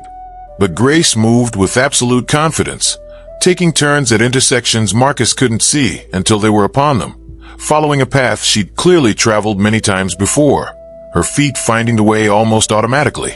"How long have you been coming down here?" Marcus asked, his voice hushed despite no one being around to hear, the stone somehow demanding reverence, demanding quiet. Since I was 15, Grace replied, her voice carrying back to him. My mother brought me, as her mother brought her, as her mother brought her. An unbroken chain of women, mostly women, though men too, maintaining these paths, clearing them when they collapse, mapping the changes when earthquakes shift the old stones. We're not just gathering information about the past. We're preserving access, keeping the way open for when it's needed. For this moment, for you. They walked for 30 minutes by Marcus's count, the tunnel gradually widening, the ceiling rising higher above their heads until their flashlight beams could no longer reach it. The symbols on the walls became more elaborate, more beautiful, transitioning from simple directional markers to complex storytelling. Images of people gathering, of harvests and celebrations, of 7 figures standing in a circle around something that could only be the heart. The history of the kingdom, Isaiah murmured, tracing one image with his finger, his voice filled with wonder and grief.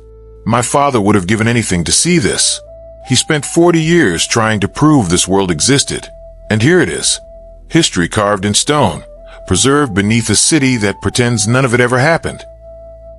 The tunnel opened suddenly into a larger chamber, and Grace stopped so abruptly that Isaiah nearly collided with her. What? Marcus began, but Grace raised her hand for silence.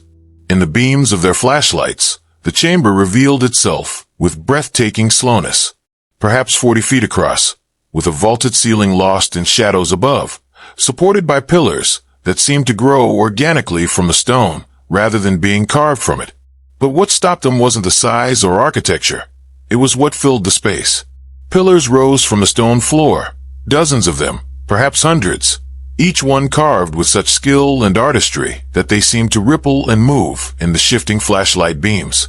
Between the pillars, statues stood watch, life-sized figures of men and women in ancient dress, their faces stern and noble, their hands positioned in gestures of blessing or warning or supplication. Each statue was unique, individual, clearly meant to represent a specific person. The Hall of Ancestors, Grace whispered, her voice thick with reverence and emotion. The first chamber of the root. Every keeper who ever protected the heart is represented here.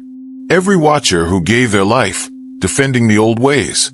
Every person who sacrificed everything to preserve what we're trying to restore. This is where we honor those who came before, who walked this path when the cost was even higher, when the darkness was even deeper. Isaiah moved forward slowly, reverently, approaching the nearest statue like a pilgrim approaching a shrine. The figure was a woman, perhaps 40 years old, wearing robes that suggested both warrior and priestess, her face showing strength and compassion in equal measure. At the base of the statue, words were carved in the old language, preserved for 5 centuries. Amara the Steadfast, Isaiah translated, his voice breaking with emotion, tears streaming unashamed down his face. Keeper of the heart during the great drought of the 12th year. She negotiated peace between 13 warring clans and prevented civil war that would have destroyed the kingdom. Died protecting the artifact from her own son, who sought to use it for conquest. She chose duty over blood. She chose the future over her heart. They moved through the hall slowly, reading what inscriptions they could decipher, honoring the dead who'd walked this path before them. Each statue told a story of sacrifice, of courage, of ordinary people who'd made extraordinary choices in crucial moments. Not because they were heroes, but because the moment demanded it and they answered. There were warriors and scholars, mothers and merchants, priests and farmers, young and old, men and women, all united by one thing. They'd stood for something greater than themselves when it would have been easier to walk away. Marcus stopped before one statue that struck him with particular force, that seemed to speak directly to his soul. A man young, perhaps 30, wearing simple clothing that marked him as common, as someone without rank or title. His face showed determination and fear in equal measure, not fearless, but brave despite fear. The inscription was simple, lacking the elaborate descriptions of the others. Jabari the Invisible, guard who stood. One of us, Marcus murmured, reaching out to touch the cold stone hand, feeling a connection across 5 centuries to someone who'd faced the same choice, who'd made the same decision. Just a guard. Nothing special. Just someone who did his job when it mattered most. The heart doesn't care about titles or wealth or power, Grace said, appearing beside him silently, her hand resting gently on his shoulder. Jabari lived 400 years ago. He was a night watchman in the old capital, lowest rank, invisible to the nobles and merchants he protected. But when vessels of the listener came for the keeper he was sworn to protect, Jabari stood between them, alone. One man against 5 vessels. He held them off for 3 hours, until reinforcements arrived. He saved the heart, saved the keeper, and the price was his life. They found him here, at the entrance to this hall, his body blocking the way forward. He died standing. Guard who stood. Marcus felt something shift inside him, a weight settling into place, a burden accepted, a destiny acknowledged. He wasn't special. He wasn't chosen because he was better or stronger or purer than anyone else. He was chosen because when the moment came, he stood, just like Jabari, just like all these others whose stone faces watched him now from the shadows. You're not the first ordinary person to do extraordinary things, Grace said softly. You won't be the last. The heart doesn't create heroes from nothing. It recognizes them in people who don't realize that's what they are. Jabari probably thought he was just doing his job too. Just following orders. Just protecting someone who needed protection. That's what makes it heroic. Not knowing you're a hero. Just doing what needs to be done because no one else will.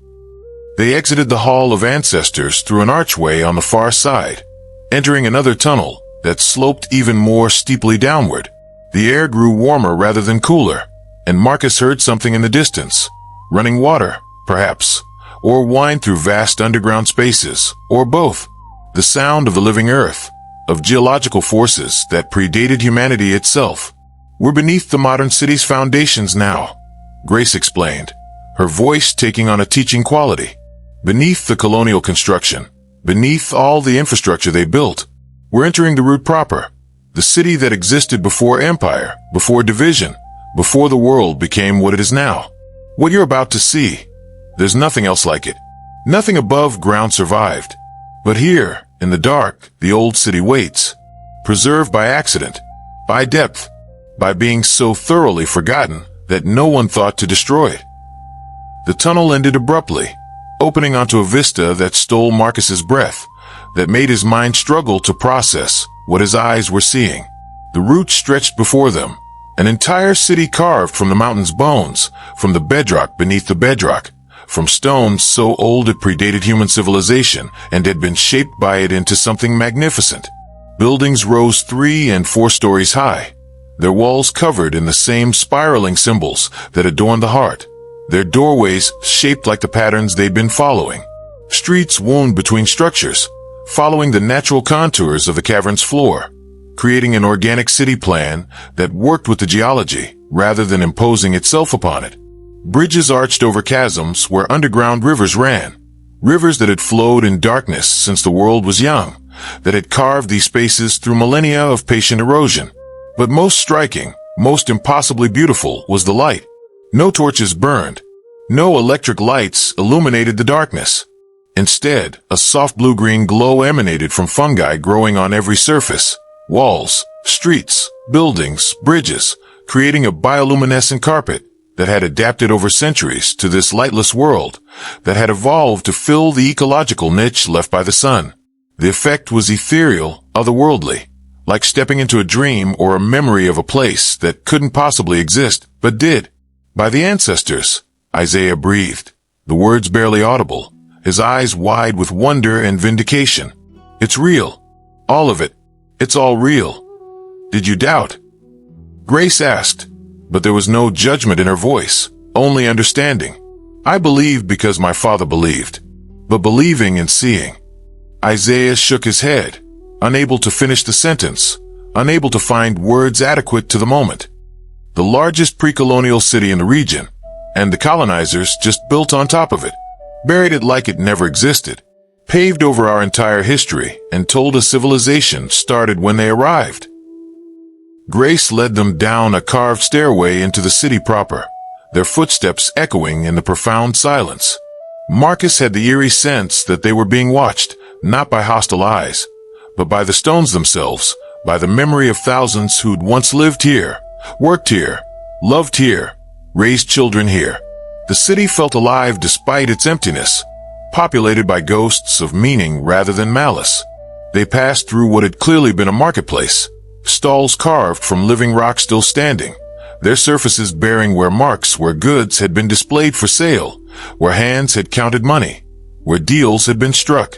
They crossed a plaza, where a fountain stood dry but intact, its basin carved with images of fish and water spirits, its design suggesting it had once been the heart of community gatherings. They walked down a wide avenue lined with buildings whose purpose Marcus could only guess. Homes where families had gathered for meals, temples where prayers had been offered, schools where children had learned, courts where justice had been administered. All empty now. All silent, but not dead. Never dead. How many people lived here? Marcus asked, his voice hushed by the weight of history pressing down from above. At its height, perhaps 50,000, Grace replied, her voice carrying clearly in the still air. This was the heart of the kingdom, where the 7 kings ruled in council, where decisions affecting millions were made through consensus rather than conquest. The surface settlements were important. They're where most people lived, where farming happened, where trade occurred. But this was the center, the soul, protected from invaders by depth and secrecy, hidden from the eyes of those who'd covet its power.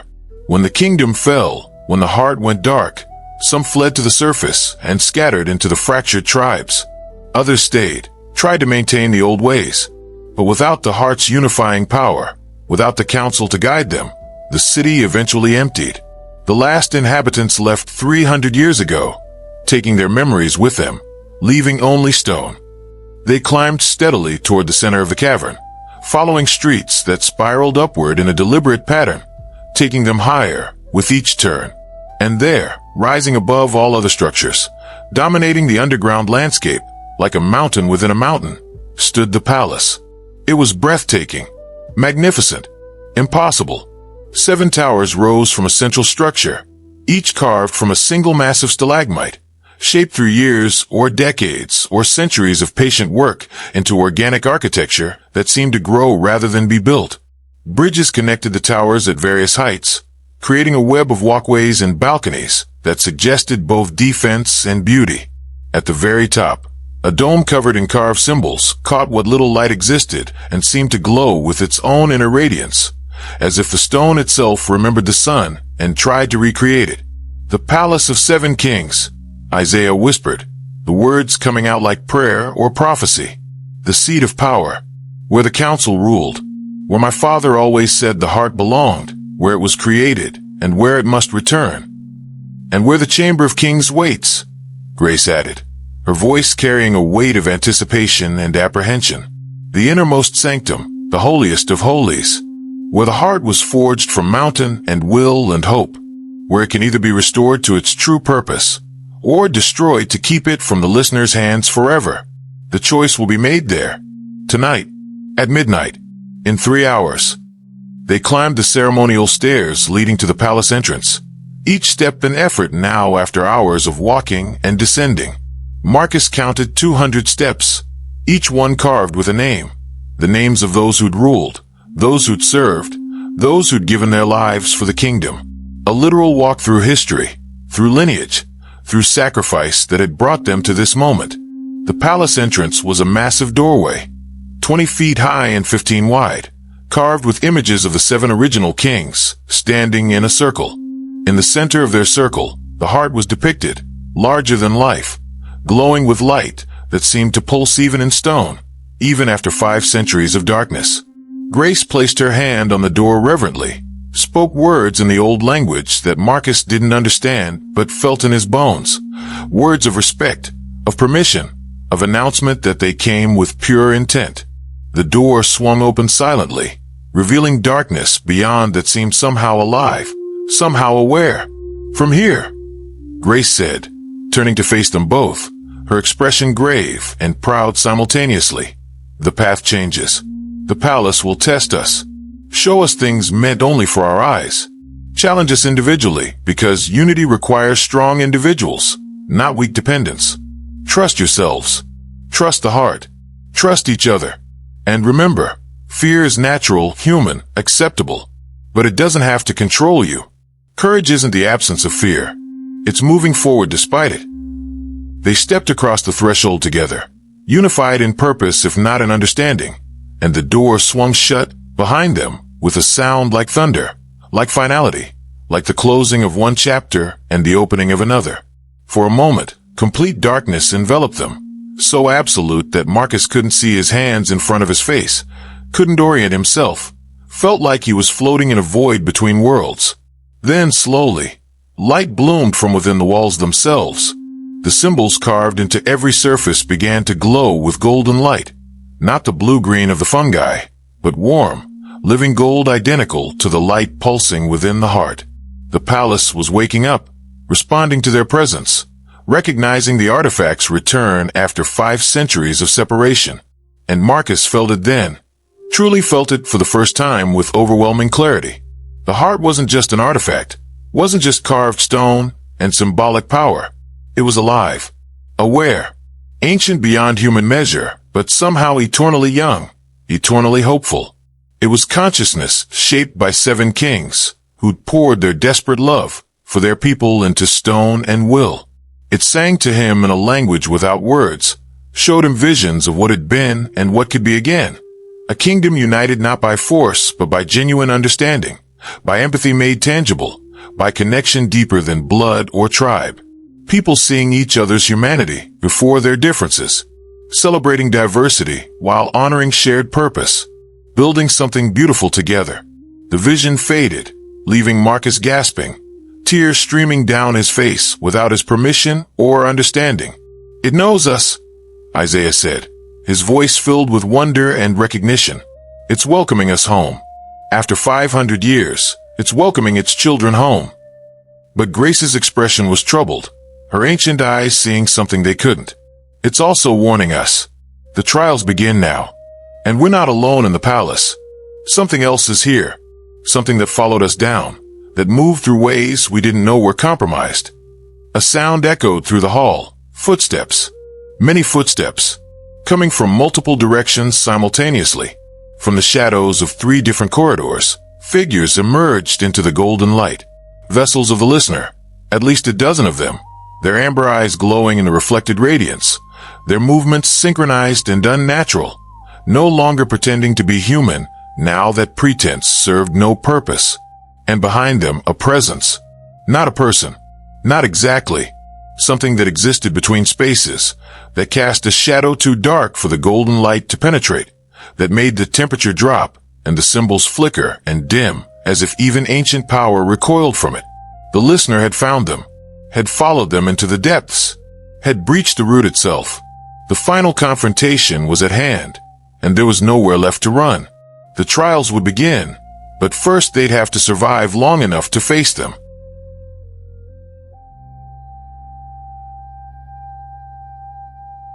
Grace moved first, fluid and fast, no hesitation, no fear visible in her movements. From beneath her coat, she drew 2 short blades, their edges catching the golden light. Not modern weapons, these were ceremonial, ancient, marked with the same symbols that covered the walls, blessed by the first priests who'd served the 7 kings. "The Watcher's blades," she said, her voice steady as stone. "Blessed by the keepers. They can cut vessels free from the listener's control, sever the connection, restore the person imprisoned within. But only if you strike true. Only if you strike with intention to liberate, not to harm." Marcus had no weapons beyond his baton and his training. Just his strength, his 7 years of breaking up fights, his determination to protect. He moved to stand beside Grace, fists raised, knowing he was outmatched but refusing to yield, refusing to let them take Isaiah without a fight. The vessels tilted their heads in that eerie synchronized motion, all moving as one because they were one, extensions of the same terrible consciousness, fingers on the same hand. When they spoke, it was with the listeners' overlapping voices, male and female and neither, young and old and ageless, creating a dissonant harmony that made Marcus's teeth ache and his head throb. You have come far, little guard. Farther than we anticipated. Farther than you had any right to come. Bringing the heart directly to us. Bringing it to the place where we can finally claim it. Bringing it to destiny, ours, not yours. The shadow behind the vessels coalesced, taking more solid form with each passing second. The listener wasn't fully human anymore, if it ever had been. It was something older, something that had fed on discord for so long that it had become discord itself. Hatred given form, division made flesh. Its shape shifted constantly, never settling, never fully real. Smoke and shadow and amber light swirling in a vaguely humanoid configuration. You cannot win, it said, and the words seemed to come from everywhere and nowhere, resonating in their bones. You are three, and we are legion. You are mortal, and we are beyond death. You carry the heart, but you do not understand its true power, cannot comprehend what it could become in our hands. Give it to us now, and we will grant you mercy, the mercy of forgetting. You will return to your simple lives, your ordinary existences, never knowing what you almost became, never remembering this night. Ignorance, peace, safety, all yours. We will never give it to you, Isaiah said, his voice shaking but his grip on the satchel absolute, his determination visible in every line of his body. My father died protecting it. Keepers for 5 centuries died protecting it. Watchers gave everything to preserve what it represents. I'll die before I let you corrupt what they fought for. I'll die before I betray that legacy. The listener laughed, and the sound was like breaking glass, like children crying, like hope dying slowly, like every terrible sound compressed into one moment. Then die you shall. But first, witness what awaits you. Witness the trials that will break you. Witness your failure before it happens. Taste despair before the end. We want you to understand fully what you've lost before we take everything. The listener gestured with something like a hand, and the palace responded, but not to the listener's command, to its violation of sacred space. The corridor behind them sealed shut with grinding stone, trapping them, but the 3 corridors ahead blazed with light, revealing what waited in each, and Marcus saw the trials that would determine everything. The 7 trials, Grace whispered, recognition and dread mixing in her voice. The tests that every potential guardian must face. Each trial tests a virtue the original kings embodied, the qualities they believed essential for unity. Pass them all, and the heart will bond with you completely, grant you the power to restore what was broken. Fail even one, and the heart goes dark permanently. The listener finished with satisfaction. And we claim it as it was always meant to be claimed. And the city above, the nation, the people, all will be ours to divide as we please, to set against each other, to feed upon until nothing remains but hatred. Try if you wish. Struggle if you must. The result is inevitable. You will fail. Humans always fail when tested. They choose comfort over courage, self over sacrifice. It is your nature. Marcus looked at Isaiah, at Grace, at the vessel surrounding them, at the dark presence of the listener waiting to feast on their failure. Every rational part of his mind screamed that this was impossible, that they should surrender, that survival was better than futile heroism, that living in ignorance was preferable to dying for truth. But the heart pulsed against Isaiah's chest, and in that pulse Marcus felt something that changed everything. Not fear, not doubt, but recognition, understanding, certainty. The heart had chosen him. Not because he was perfect, not because he was special, but because when it mattered, when the choice was between easy and right, he chose right. Again and again and again, despite fear, despite cost, despite every reason to walk away. No, Marcus said quietly, the word carrying weight beyond volume. Then louder, stronger, with absolute conviction. No, we're not giving you the heart. We're not surrendering. We're not failing. We're going to face these trials, pass them, and restore what you've spent 5 centuries trying to destroy. Unity, understanding, peace, everything you can never be because hatred is all you are. He turned to Isaiah and Grace, saw his own determination reflected in their faces, saw fear present but not controlling. We do this together. The trials might test us individually, but we support each other. We don't let each other fall. We don't give up on each other. Agreed. Isaiah nodded, straightening his shoulders despite exhaustion. Grace smiled, fierce and proud, warrior recognizing warrior. Agreed. The listeners' form rippled with anger, shadows writhing faster, amber light, flickering like dying flames. Then faced the first trial. Courage. Enter the corridor of flames. Walk through fire without fleeing. Prove you can endure agony for your cause. Or burn. The left corridor blazed brighter, and Marcus saw it clearly now. A passage filled with actual fire, flames licking walls and ceiling, heat radiating outward even from this distance, creating visible distortion in the air. To enter would be to burn. To walk through would be agony beyond imagination. Every instinct, every nerve, every cell would scream to retreat. It's an illusion, Grace said, but uncertainty colored her voice. It must be.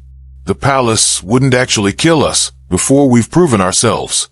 It's testing whether we can face our fear of pain, of death, of suffering. Testing whether we'll retreat when challenged. Or, the listener countered with malicious pleasure, it's real fire, and you'll burn alive screaming. Only one way to discover the truth. Only one way forward. Choose quickly. The vessels grow impatient, and their patience is finite. Marcus stepped forward before fear could take root, before his rational mind could list all the reasons this was suicide. He felt the heat on his face intense enough to singe his eyebrows, smelled his hair beginning to burn, felt sweat evaporate from his skin instantly. Every survival instinct screamed. Every nerve fired warnings. Every part of him that wanted to live begged him to stop. He stepped into the flames. Pain. Immediate, searing, overwhelming pain beyond anything he'd ever experienced. The fire was real, impossibly, terribly real, burning his clothes, his skin, his lungs as he breathed superheated air that should kill him instantly. Marcus wanted to scream, but had no breath. Wanted to run back, but his legs kept moving forward, because stopping meant dying here, meant failing. He thought of his mother, who'd walked through the pain of cancer for 2 years without complaint, who'd smiled through agony to spare him worry, who'd faced death with more courage than he'd understood until now. He thought of Chief Kamau, shot 3 times protecting a shopkeeper from armed robbers, who'd still chased down the criminals despite bleeding, despite dying, because duty mattered more than life. He thought of every person who'd ever faced fear and pushed through it, because something greater than their comfort was at stake. Every parent who'd run into burning buildings. Every soldier who'd thrown themselves on grenades. Every ordinary person who became extraordinary in one crucial moment. He walked forward. One step. Another. The flames seemed to recognize his courage, to acknowledge it. They didn't diminish. The pain didn't lessen, but somehow he endured. His vision blurred with agony, but he could still see the exit. Still see the end of the trial. Still see the goal. 10 steps. 20. 30. Each one requiring every ounce of will he possessed. He emerged on the far side and collapsed, gasping, expecting to see charred flesh and ruined skin. His hands were unmarked, his clothes whole. The pain faded like a nightmare upon waking, leaving only memory and transformation. Behind him, Isaiah and Grace entered the corridor together, their faces set with determination that matched his own. They walked through the flames just as Marcus had, enduring the agony, refusing to flee, pushing forward despite every instinct screaming retreat. When they emerged, all 3 stood together, marked by the first trial, changed by it in ways they didn't yet understand but could feel. The golden symbols on the walls pulsed brighter in approval. A sound like singing filled the air, the palace itself celebrating, acknowledging their courage. The listener hissed in frustration, its form writhing faster, shadows churning. 1 trial. 6 remain. You've proven you can endure pain. Congratulations. You're no different from any tortured animal that cannot escape its cage. Now prove you can think clearly under pressure. Wisdom awaits in forms you cannot predict. The middle corridor transformed, the geometric patterns on its walls beginning to shift and move with dizzying speed, creating a maze that changed even as Marcus looked at it. Symbols appeared and disappeared, paths opened and closed. The whole space a puzzle requiring perfect timing and flawless understanding, intelligence under pressure, clarity in chaos. You must reach the end before the pattern completes its cycle, the listener explained, its voice carrying cruel amusement. 30 seconds. Choose wrong even once, and you start over at the beginning. The pattern cycles faster each time you fail. Eventually, it becomes impossible. Eventually, you run out of time. Eventually, you fail.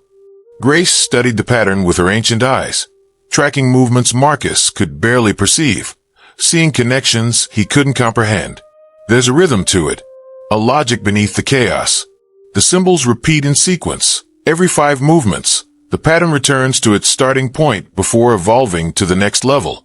We need to map 5 movements ahead and move in sync with the changes, flowing with the pattern rather than fighting it. Isaiah pulled out his father's journal. With shaking hands, flipped to a page covered in similar patterns, annotations and Solomon's careful handwriting filling the margins. My father studied these. They're based on the lunar calendar and the rhythm of tides, natural cycles. The symbols represent water, earth, fire, air, and spirit, the 5 elements. They cycle in that order, and each cycle moves the pattern 3 spaces clockwise.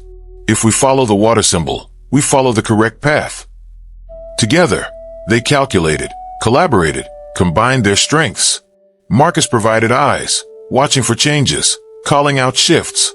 Grace provided experience, recognizing patterns from years of study, from knowledge passed down through 8 generations. Isaiah provided his father's research, decades of scholarship suddenly vital, suddenly the key to survival. Now, Grace said with certainty, they moved as one organism, timing each step to coincide with the pattern shifts. Left when fire became water, forward when earth transformed to air, right when spirit cycled back to water. The 30 seconds counted down relentlessly, but they'd mapped the route perfectly, anticipated every change. They reached the end with 3 seconds remaining, emerging breathless but triumphant. The singing grew louder, more joyful, the golden light brighter, warmer. 2 trials passed. Justice, the listener spat, fury evident now in the churning of its form. Let's see if you can pass judgment when truth is deliberately obscured, when the appearance of guilt masks innocence, and vice versa. The right corridor opened, revealing a chamber containing 3 pedestals of carved stone. On each pedestal, a projection appeared, not holograms in a modern sense, but something more real, more present, like windows into frozen moments of time. The first showed a woman holding a bag of money, running from a store, the shopkeeper shouting behind her. The second showed a merchant with blood on his hands, standing over a broken body in an alley. The third showed a soldier aiming a rifle at an unarmed child, cowering against a wall. 3 criminals, the listener explained, its voice carrying cruel satisfaction. 3 who clearly deserve punishment: thief, murderer, child killer. But you can only condemn one. Choose correctly and proceed to the next trial. Choose wrong and fail. But how do you determine who is truly guilty when you see only a single moment, not the full story? How do you judge without understanding context? This is justice in your world, quick, absolute, based on appearances rather than truth. Marcus approached each pedestal carefully, methodically, using every skill 7 years of police work had taught him. He studied not just the frozen figures, but the details surrounding them, the context written in small signs most people wouldn't notice. The woman's torn clothing suggested violent struggle, defensive wounds on her arms. The bag of money had markings suggesting it was her own purse being recovered. The shopkeeper's expression wasn't anger but fear. The merchant's tears mixed with blood on his face, suggesting genuine anguish rather than cold calculation. The body at his feet wore gang colors, a knife visible in its hand. Self-defense, perhaps, or carefully staged. The soldier's face showed agony, his body language wrong for someone committing atrocity. His finger wasn't on the trigger. His eyes looked past the child toward something behind. Protection rather than murder?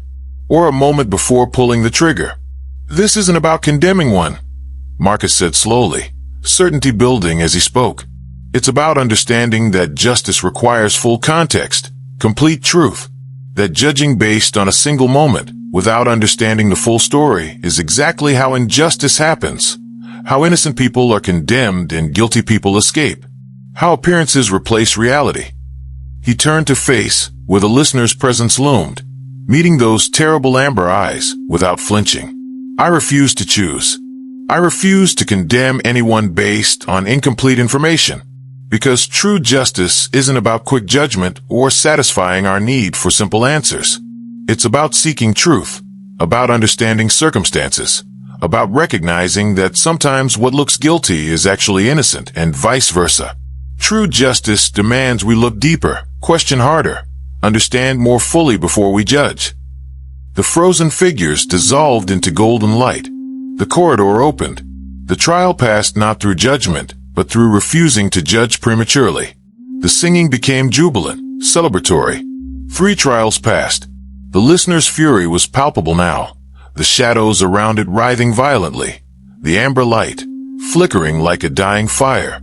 You are clever. We grant you that acknowledgement. But cleverness alone won't save you now. For trials remain, and each grows harder, cuts deeper, demands more. Compassion awaits. Let's see if your heart is as strong as your mind, as resilient as your body. The corridor of compassion was the hardest yet, harder than walking through fire, harder than solving impossible puzzles, harder than refusing to judge. Every step forward meant walking past someone in desperate need, someone crying out for help that seemed within reach but wasn't, someone whose suffering was viscerally, terribly real. An elderly man begging for medicine, his body racked with pain. A child searching for parents lost in chaos, tears streaming down tiny cheeks. A mother holding a baby who wouldn't stop crying from hunger, desperation and love and helplessness in her eyes. A young man bleeding from wounds, reaching out for aid that wouldn't come. On and on. Suffering made visible, suffering made present, suffering that demanded response. They were projections, memories perhaps, echoes of real suffering from the kingdom's history. But they felt absolutely real. Their pain was real. Their need was real. And the urge to stop, to help, to fix everything, to save everyone was overwhelming, crushing. Compassion without action is useless. The listener taunted from behind them, its voice following them into the corridor. Mere sentiment, meaningless emotion. But action without moving forward means you never reach your goal, never save anyone, never accomplish anything beyond easing one moment of suffering while millions more suffer. So which matters more? These people you can touch now, or the abstract millions you claim to want to save? The ones you see, or the ones you'll never meet? Answer with your feet. Marcus felt tears streaming down his face, hot and unstoppable, each one carrying the weight of all the people he'd failed to help in 7 years of patrol. All the addicts he'd arrested instead of helping. All the homeless he'd moved along instead of sheltering. All the hurting people he'd passed because his shift was ending, because it wasn't his responsibility, because you can't save everyone. But he kept walking, and with each step he understood something profound. True compassion wasn't about saving everyone you encountered. That was impossible. That way lay madness and paralysis. True compassion was about carrying the weight of their suffering, acknowledging it fully, letting it break your heart, and using that broken heart as fuel for determination to change the systems that cause such suffering, to build a world where fewer people hurt, where unity created strength enough to help more, to save more, to heal more. He walked forward, and with every step he whispered words like prayer, like promise. I see you. I acknowledge your pain. I carry it with me. And I swear I will not forget. I swear I will use this to build something better. Your suffering will not be meaningless. It will fuel the change we're fighting for. Isaiah and Grace walked beside him, all 3 weeping openly, all 3 continuing despite the weight, all 3 transformed by the understanding that compassion meant carrying others' pain without being crushed by it. That empathy was a sword, not a shield. That feeling others suffering deeply didn't mean you stopped moving. It meant you moved with purpose. They emerged changed forever, hearts broken open and somehow stronger for it. For trials passed. Unity, the listener said, and now its voice held something new beneath the anger. Not just fury, but fear. Real fear. The 5th trial. The one most essential to your precious heart's purpose. Can you truly unite? Can you become one purpose, one mind, one heart while remaining distinct selves? Or will you discover that unity requires the sacrifice of self, requires becoming less to be part of something more? A doorway opened into a chamber containing 3 paths, each leading in a completely different direction, left, right, and straight ahead, diverging rather than converging. You must separate now, the listener commanded with cruel pleasure. Each of you must face what waits alone, isolated, without support. Only by trusting each other to succeed independently can you demonstrate true unity, not dependence masquerading as togetherness, not weakness hidden behind collaboration, but independent strength working toward the same goal, united in purpose, separate in trial. If any of you fails alone, all of you fail together. Marcus looked at Isaiah and Grace, the young scholar who'd inherited an impossible burden and carried it with courage, the ancient watcher who'd fought alone for decades and never surrendered, and himself, the invisible guard who'd chosen to become visible at the crucial moment. 3 strangers bound by fate, 3 individuals who'd become allies, 3 people who'd proven they could work together. Now they had to prove they could stand apart. We trust each other, Marcus said simply, and meant it completely. Whatever waits for us in those corridors, we'll face it and meet on the other side. We're united in purpose, even when we're separated by distance. That's what real unity means, not losing yourself in the collective, but finding your strength and bringing it to the whole. Isaiah nodded, gripping his satchel. Grace smiled, fierce and proud. They each chose a path and walked forward alone.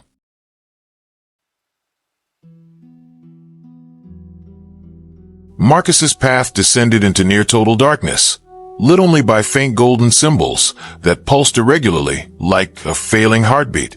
The corridor was narrow, claustrophobic, forcing him to turn sideways in places, his shoulders scraping stone. He could hear nothing from Isaiah or Grace, couldn't tell if they were near or miles away, couldn't call out for fear of what might answer. The isolation was deliberate, oppressive, designed to press against his mind like physical weight. After what felt like hours, but was probably minutes, the corridor opened into a small circular chamber lit by golden light from no visible source. In its center stood a figure that made Marcus's breath catch in his throat, made his heart clench with grief and joy simultaneously.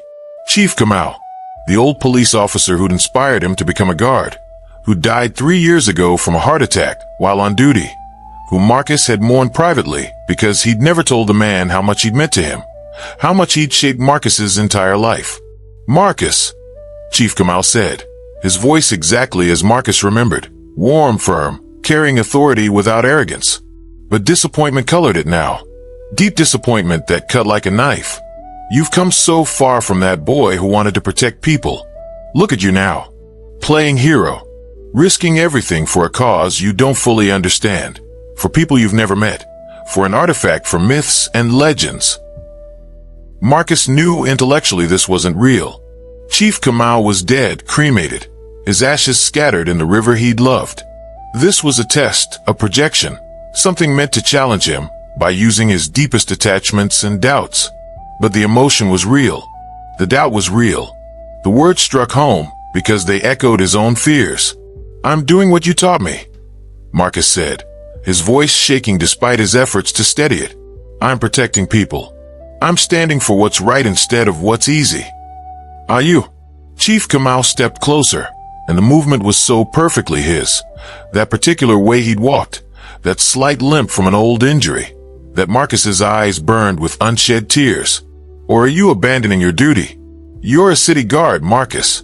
Your responsibility is to the people on the surface right now, the ones walking those streets, the ones living their lives, the ones who need protection from everyday dangers. Instead, you're down here in the dark, chasing legends, playing guardian to an artifact that may not even work, risking your life for ghosts and history."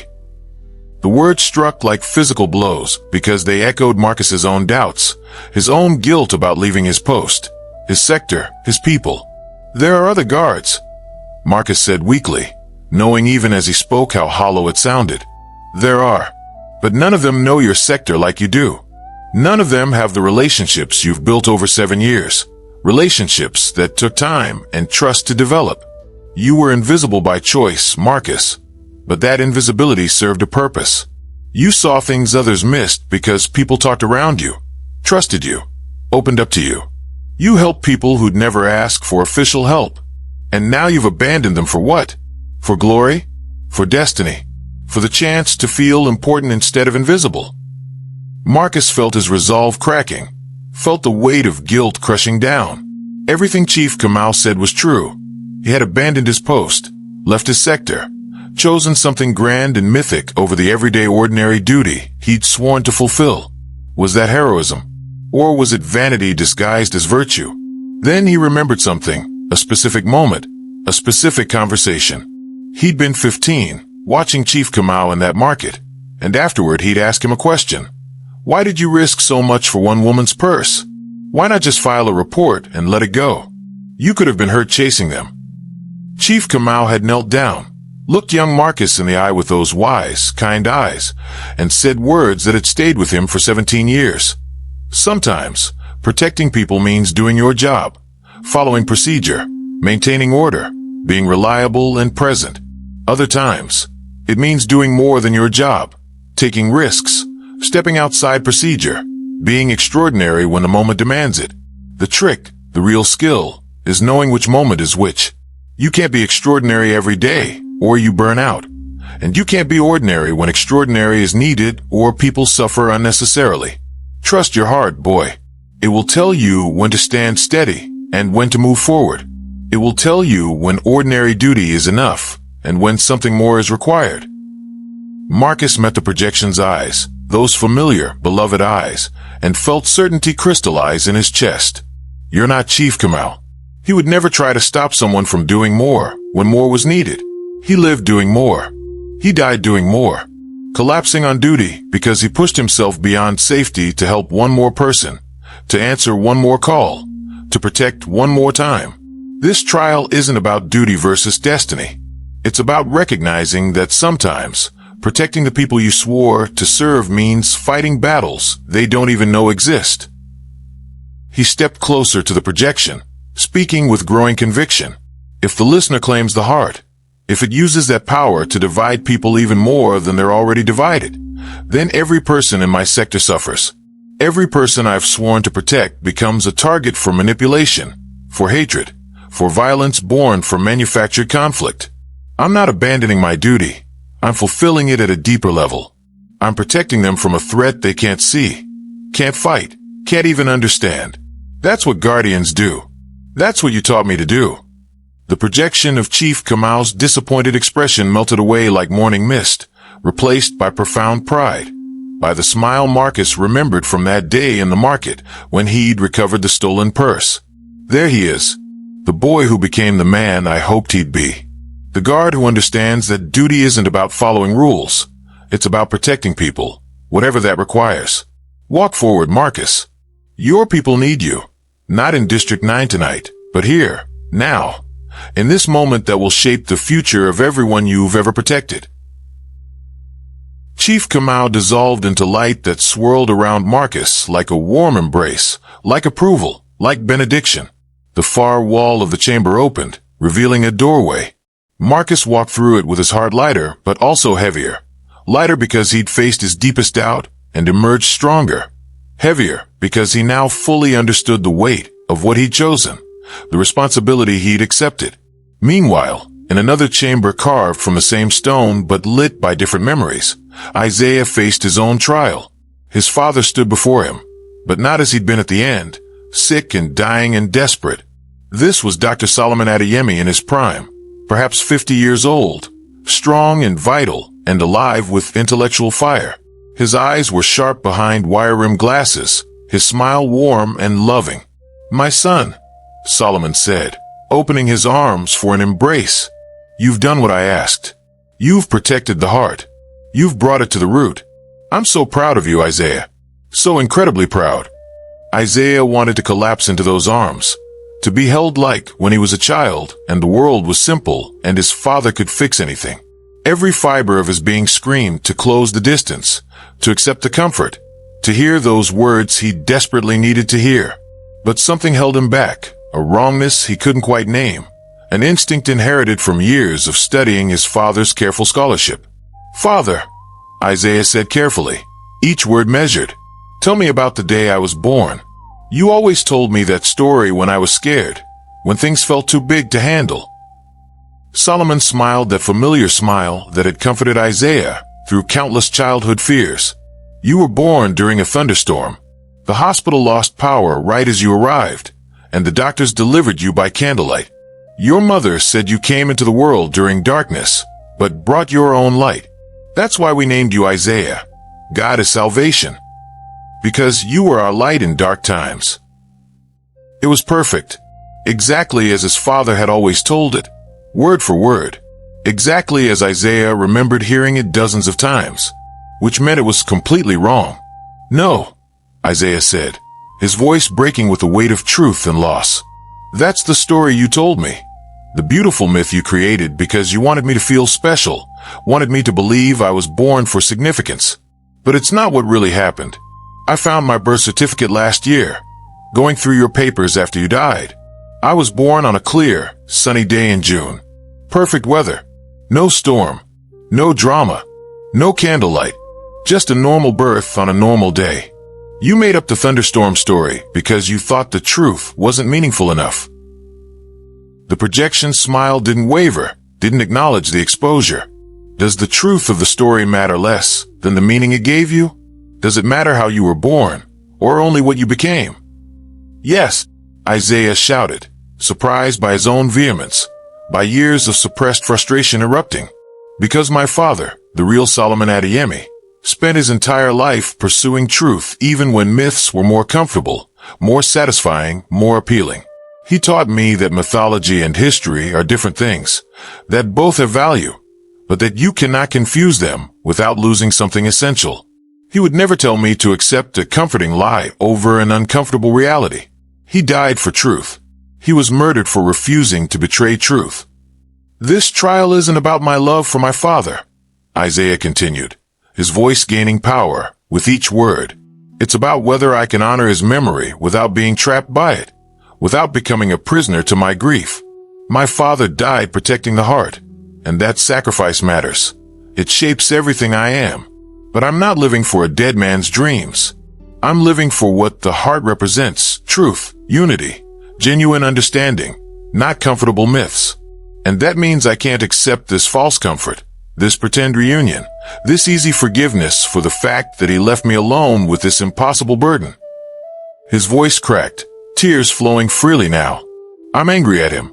I love him more than anything in this world, and I'm furious with him for dying, for leaving me, for passing this weight to me without preparing me better. Both those things are true simultaneously, love and anger, and that's messy and painful and human and real. And that's okay. That's what being whole means, holding contradictions, accepting complexity, refusing to simplify truth just because simplicity would hurt less."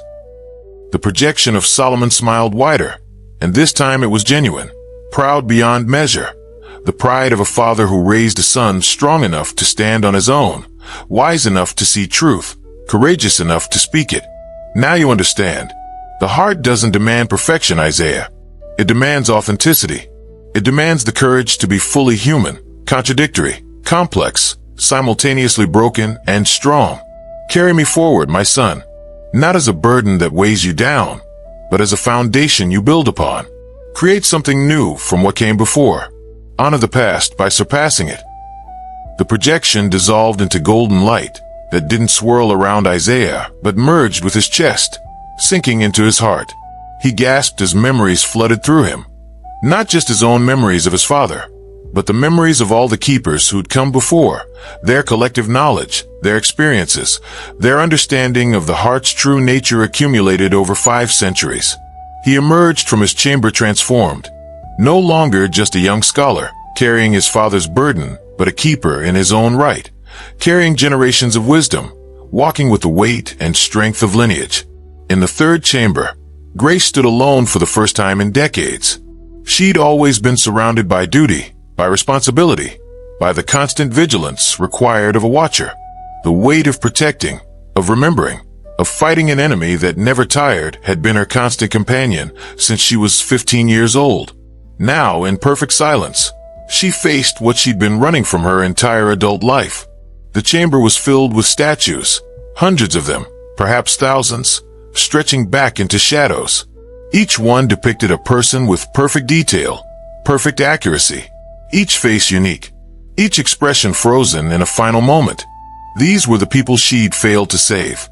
There was Michael, the young watcher she'd trained 20 years ago, brilliant and brave, and 23 years old when he'd been killed by the listener's vessels after he'd tried to protect a keeper alone, ignoring her warnings about never working solo.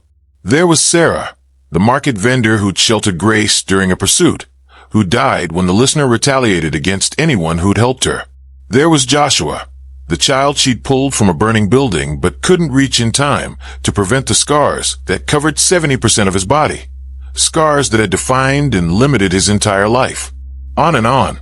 Faces she tried to forget. Names she tried to bury. Failures she tried to justify. So many, Grace whispered, her voice small in the vast chamber. So many I couldn't save. So many who died because I wasn't fast enough, smart enough, strong enough. So many who trusted me and died for that trust. A voice spoke from everywhere and nowhere. Not the listener's voice, but something else. The palace itself, perhaps. The heart. The accumulated wisdom of centuries given voice. Why do you count only the failures, Grace of the Watchers? Why do you build monuments to loss in your mind and forget the victories that also exist? Because the losses matter more, Grace said, and the words came from somewhere deep and painful she'd never acknowledged aloud.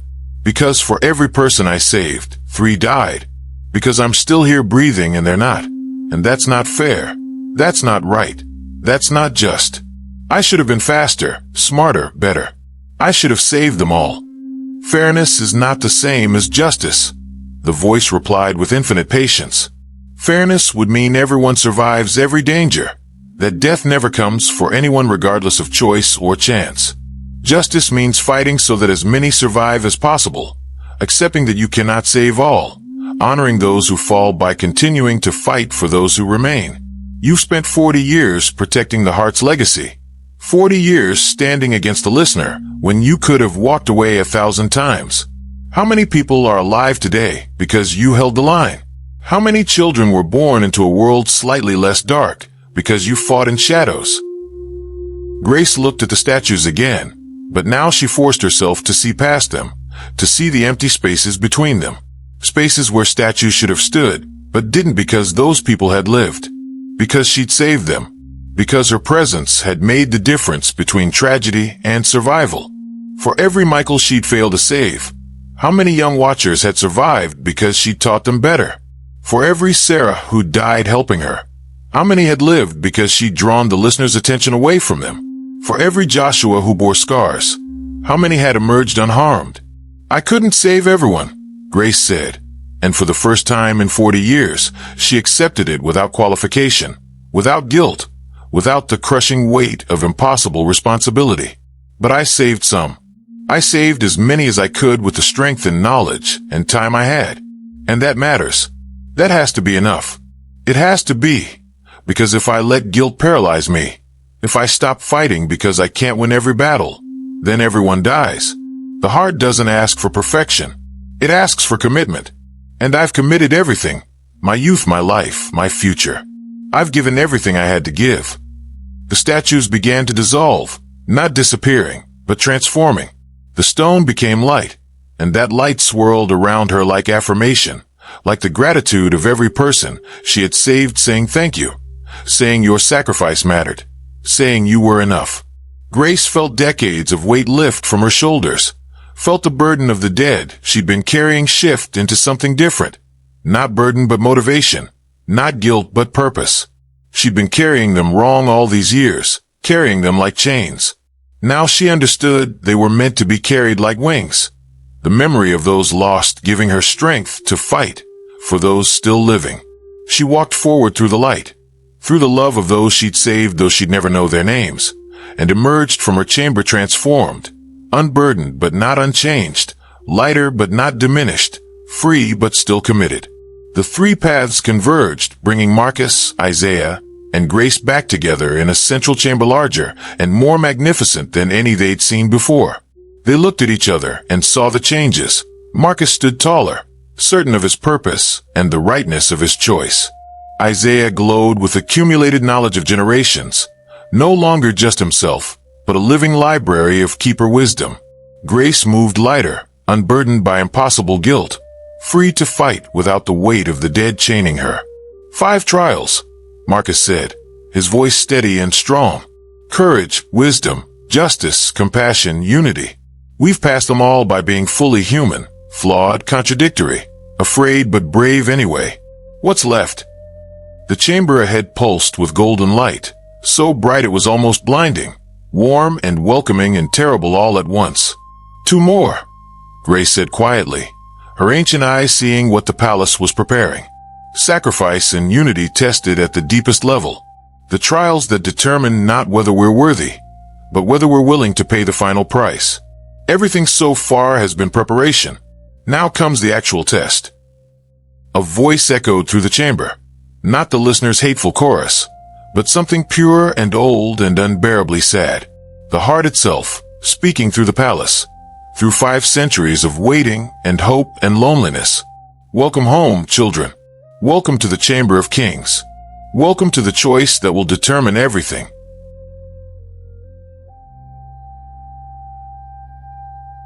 The 6th trial was sacrifice, and they faced it together as the palace intended. The chamber opened onto a bridge suspended over a chasm, so deep that dropping stones produced no sound of impact, as if the darkness below was infinite, as if it swallowed not just light but sound, but hope itself. Below, in that absolute darkness, something moved, something ancient and patient and hungry, something that whispered promises of oblivion, of rest, of ending. A voice echoed through the chamber, the palace speaking with the combined voices of the 7 kings, harmonizing in ways that made reality feel thin. The price of unity. One of you must remain behind. One must hold the bridge while the others cross. One must fall into darkness so 2 may reach the light. This is the price. This has always been the price. Unity requires sacrifice. Someone must give everything so others may continue. Choose.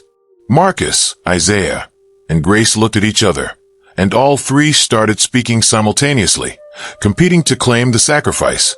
I'll stay, Marcus said firmly. I'm the guard. Protecting people is literally what I do. This is just duty taken to its logical conclusion. No, I'll stay, Isaiah countered with equal determination. This is my burden, my inheritance. My father died for this. The pattern is clear. Keepers sacrifice so the heart continues. So can I. So will I.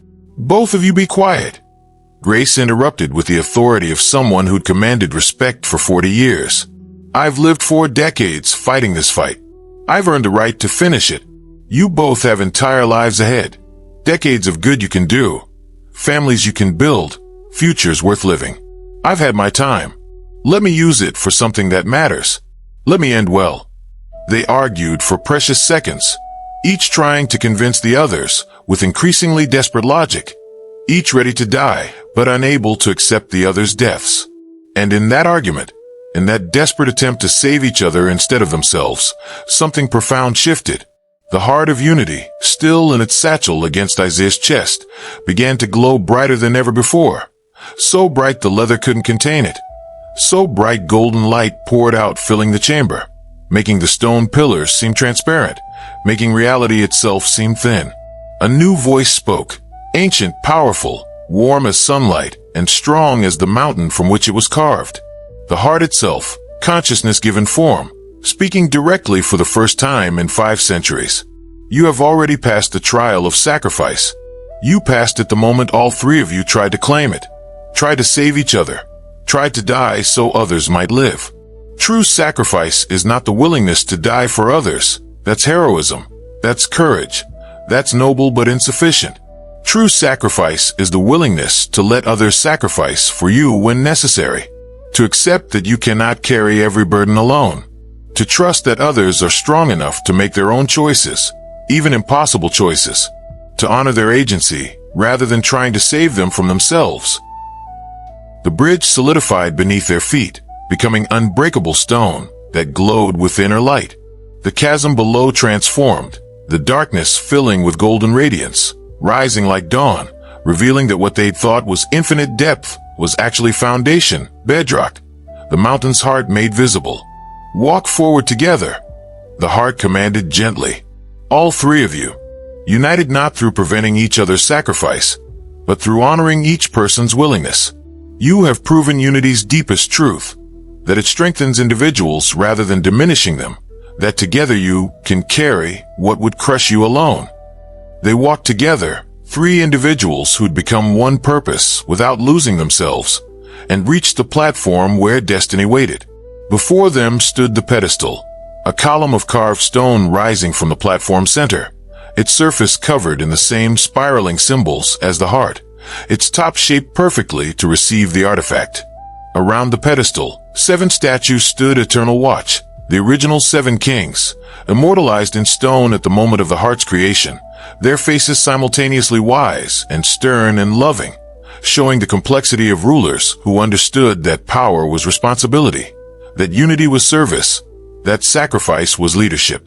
This was the Chamber of Kings, the heart of the root, the place where everything had begun and where it could begin again. Isaiah approached the pedestal with reverent care, hands shaking as he removed the heart from its satchel. The artifact blazed with light so intense that Marcus had to shield his eyes, squinting through the glare. The symbols carved into its surface spiraled and danced with impossible speed, telling stories of 5 centuries compressed into seconds. Every keeper who'd protected it, every moment it had waited, every hope deferred but not abandoned. The 7th trial, Grace whispered with awe and apprehension mixing in her voice. Unity in its purest form, the final test that determines everything. But before Isaiah could place the heart on its pedestal, before the restoration could begin, the far wall of the chamber exploded inward with tremendous force. The listener entered in its full terrible glory, no longer constrained by the need to hide or deceive. Its form filled half the chamber, massive, writhing, a thing of shadow and amber light, and barely contained hatred.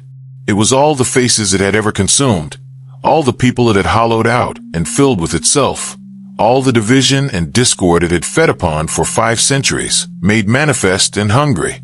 "You thought we could not enter the Chamber of Kings," it roared, its voice shaking the foundations, making ancient stone crack and groan. "We were born here, born from the kingdom's collapse, born from the moment unity shattered into 1,000 fragments, born from the darkness between what was and what should never have been. This is our place as much as yours, our birthright, our destiny." Vessels poured through the breach, dozens of them, perhaps hundreds, more than Marcus could count. They surrounded the platform with supernatural speed, cutting off escape, their amber eyes creating a constellation of malevolent stars. Marcus, Isaiah, and Grace formed a protective triangle around the heart and its pedestal, backs together, facing outward, ready for the final battle. "You've passed your precious trials," the listener continued with cruel satisfaction. "You've proven your virtues, like good little students taking tests. How admirable, how touching, how completely meaningless. Because in the end, we are stronger. We are patient. We are inevitable as entropy, as decay, as the heat death of the universe. Give us the heart now, and we will make you part of our consciousness. You'll never die. We preserve everyone we consume, every mind we absorb. Never fear, never doubt, never feel pain. You'll simply serve our purpose forever, free from the burden of choice. It's mercy, really, the only mercy you'll receive." Isaiah held the heart high, its light piercing the shadows, driving them back. "We'll never serve you. We'll never let you corrupt what this represents. We'll destroy it before we let you claim it." "Then you'll die trying," the listener said simply, "and we'll take it from your corpses. Either way, the result is the same. Entropy always wins. Division always conquers. Hatred is stronger than love because love makes you weak, makes you care, makes you hesitate. We have no such limitations." Grace moved like water and lightning combined, her blessed blades cutting through vessels with mercy disguised as violence, severing the listener's control, freeing the people imprisoned within.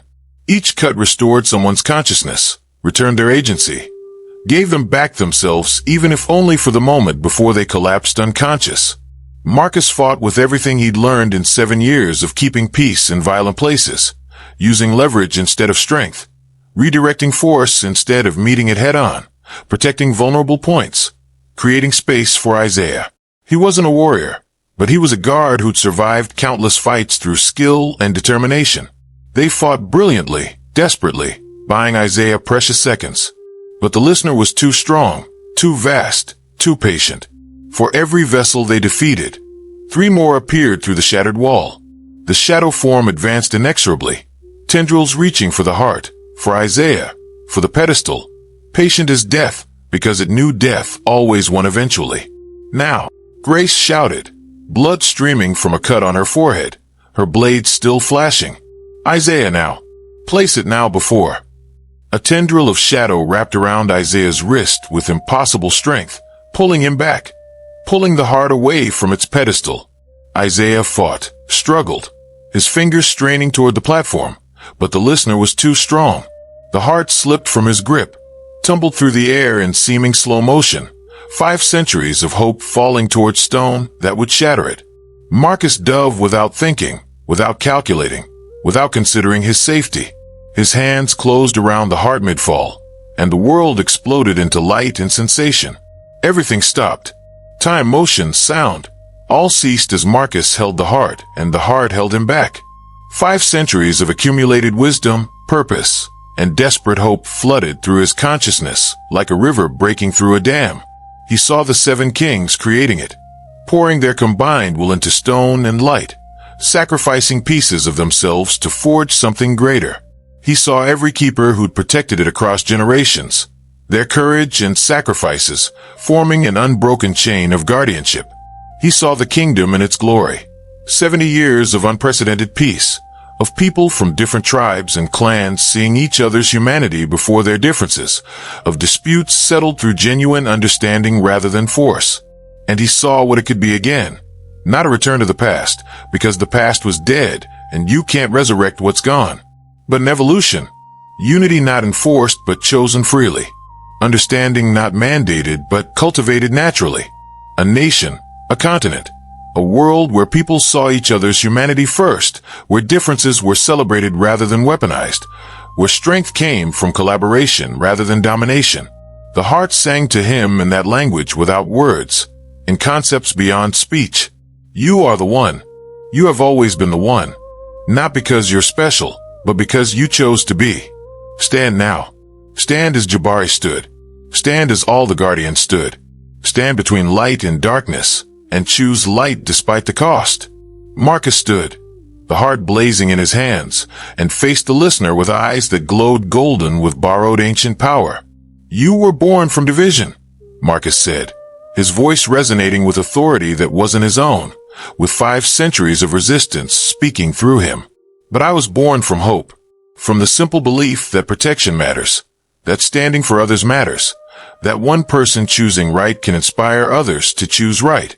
And together, slowly, imperfectly, messily, we can build something beautiful from the ruins of what was lost. Marcus walked forward step by deliberate step toward the pedestal, through the vessels who scattered before him like shadows before dawn. The listener's tendrils lashed at him desperately, but the heart's light burned them away before they could touch him. Vessels charged, but fell back from the radiance, their amber eyes dimming, the listener's control breaking under the onslaught of genuine unity. You cannot win, the listener hissed, but fear threaded through its voice now, undeniable and desperate. We are eternal. We are. You are a parasite. Marcus interrupted, still walking, inexorable as sunrise. You are everything this city needs to shed, everything this world needs to overcome. You are the voice that whispers we're different in ways that matter more than ways we're similar. You are the hand that points at others and says enemy, when it should say human. You are division personified, and your time, after 5 centuries of feeding on hatred, is finally, mercifully finished. He reached the pedestal, the culmination of a journey that had begun in a rainy alley just hours ago, but felt like lifetimes. He looked at the empty space, shaped perfectly for the heart, shaped by hands 5 centuries dead, waiting all this time for this moment. He placed the heart in its ancient resting place. The effect was instantaneous and overwhelming. Light poured from the heart, like water breaking through a dam, from the pedestal into channels carved in the platform, from the platform into the walls, from the walls into the pillars, from the pillars into the ceiling and floor and every stone of the palace. It raced through the root, illuminating the ancient city, bringing warmth and hope to spaces that had known only darkness and memory for 3 centuries. The light didn't stop at the boundaries of the root. It surged upward through the tunnels, through the well, through the very stone itself, reaching for the surface like roots reaching for sun. Above them, unaware citizens felt something shift, a tension they'd carried their entire lives without knowing it suddenly easing, like a headache you'd learn to ignore suddenly vanishing. The divisiveness that had seemed natural, inevitable, just the way people were, suddenly felt wrong, forced, external. The listener screamed, a sound that combined 5 centuries of accumulated voices, all howling in unified agony as their power source dried up, as the absence of unity that had fed them was suddenly, violently reversed. Its massive form fragmented, the shadow breaking into 1,000 pieces, the amber light within flickering and dying like stars winking out. No, it howled with diminishing power. We are eternal. We are. You are finished, Grace said, appearing beside Marcus with her blades ready though no longer needed. The heart of unity has been restored to its purpose. Your power was only ever the absence of its light. You existed in the gap where unity should have been, feeding on the darkness. Now that light has returned, you have nowhere left to hide, nothing left to feed upon. The city remembers what it forgot. The people remember what they are. The listener's form shattered completely, fragmenting into thousands of pieces of shadow that dissolved in the golden light, like morning mist under fierce sun. Its scream echoed through the chamber, through the tunnels, through 5 centuries of accumulated darkness, carrying the sound of an ending that was long overdue. And then, blessed silence. The 3 companions stood in the aftermath, breathing hard, hardly able to believe what had just happened, what they'd just accomplished against every rational expectation. Isaiah laughed, the sound slightly hysterical, exhaustion and relief and disbelief mixing together. We did it. By all the ancestors, all the kings, all the keepers, we actually did it. Marcus did it, Grace corrected, looking at him with something like awe shading into respect. The heart chose him, bonded with him completely. He's the first true guardian in 500 years, not just protecting the artifact, but united with it, able to channel its power, able to restore what was broken. Marcus looked down at his hands where faint golden symbols still glowed beneath his skin, at the warmth in his chest where the heart's power had settled, becoming part of him. He felt different, not stronger in body, but stronger in purpose, more connected to everything around him. When he concentrated, he could feel the city above, could sense the subtle shift in consciousness as people began to recognize their shared humanity. I'm still just a guard, he said, needing to say it, needing to remember who he was beneath the destiny that had claimed him. No, Isaiah said firmly, with absolute certainty. You're the guardian, the keeper of the heart, the one who'll guide its restoration as we rebuild what was broken, the one who'll help us remember how to be united without losing ourselves. From the pedestal, the heart pulsed with steady golden light, no longer desperate, no longer lonely, but content, home, restored, active. Marcus understood through the connection they now shared that this wasn't an ending. It was a beginning. The real work started now.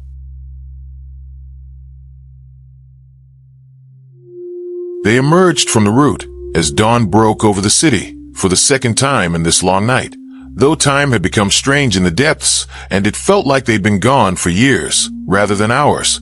The journey back through the tunnels felt different, lighter somehow, easier. The vessels they'd fought were no longer possessed, but confused former victims, whom Grace promised to help return to their lives with careful assistance and no memory of what they'd been forced to do. The palace behind them glowed faintly even from this distance, awake and aware after centuries of slumber. Marcus climbed the ladder back to the surface, back to the old market, back to the world he'd left yesterday evening. He'd been gone less than 16 hours by the clock, but he felt like he'd lived several lifetimes, died and been reborn as someone both familiar and fundamentally different. The market was opening for morning business, vendors setting up their stalls with the practiced efficiency of daily ritual. Daniel was waiting by the well, and relief flooded his face so completely when he saw them emerge that Marcus understood how much his friend had feared he'd never see them again. "Brother," Daniel said, gripping Marcus's shoulders, examining his face as if looking for injuries. "I felt something. Something changed. The whole city felt it. I don't know how to explain it, but the air feels different. Cleaner. Like a fever breaking." "It did," Marcus confirmed, returning the grip, the embrace of warriors who'd survived. "The heart is restored, the root is awakened, and the listener is destroyed, not just defeated, but unmade. It's gone." Over the following days and weeks, the changes became more apparent, subtle at first, then building like a wave. Political rivals who'd spent years in bitter opposition sat down for actual dialogue, surprised to find themselves listening rather than just waiting to attack. Tribal tensions that had simmered for generations began to ease as people questioned why they hated others they'd never met. The city didn't transform overnight. Real change never does, and the heart's power wasn't magic that overrode free will, but the foundation shifted. The listener's constant whisper encouraging division, amplifying hatred, making difference feel like threat, that was gone. And without that poisonous influence, people began to remember that they were human first, that labels like tribe and religion and class were descriptions rather than definitions. Marcus returned to his duties as a city guard, walking the same streets he'd walked for 7 years. But everything was different now. He was different. The symbols that had glowed on his skin faded to invisibility in normal light, but he could still feel them, still feel his connection to the heart resting in its chamber far below. He could sense when someone in his sector needed help, could feel the pulse of his community in ways he'd never imagined. The heart didn't control him. He was still Marcus, still himself, but they were connected, two beings in partnership rather than possession. Isaiah became the official keeper, though he insisted Marcus was the true guardian. He spent his days documenting the route with care and reverence, fulfilling his father's life work by proving the old kingdom had existed and ensuring that history would be taught honestly. Universities that had dismissed Solomon's research as romantic fantasy now competed for access to Isaiah's findings, for the chance to send scholars into the depths to study what had been hidden. The young man who'd been running in terror just weeks ago now walked with the confidence of someone who'd found his purpose. He established a school of pre-colonial studies, training the next generation to remember what had been deliberately forgotten, to honor the past while building something new. Grace continued as a watcher, but her burden was transformed. She trained new watchers, young people drawn to the work of remembering and protecting, passing on knowledge accumulated across generations.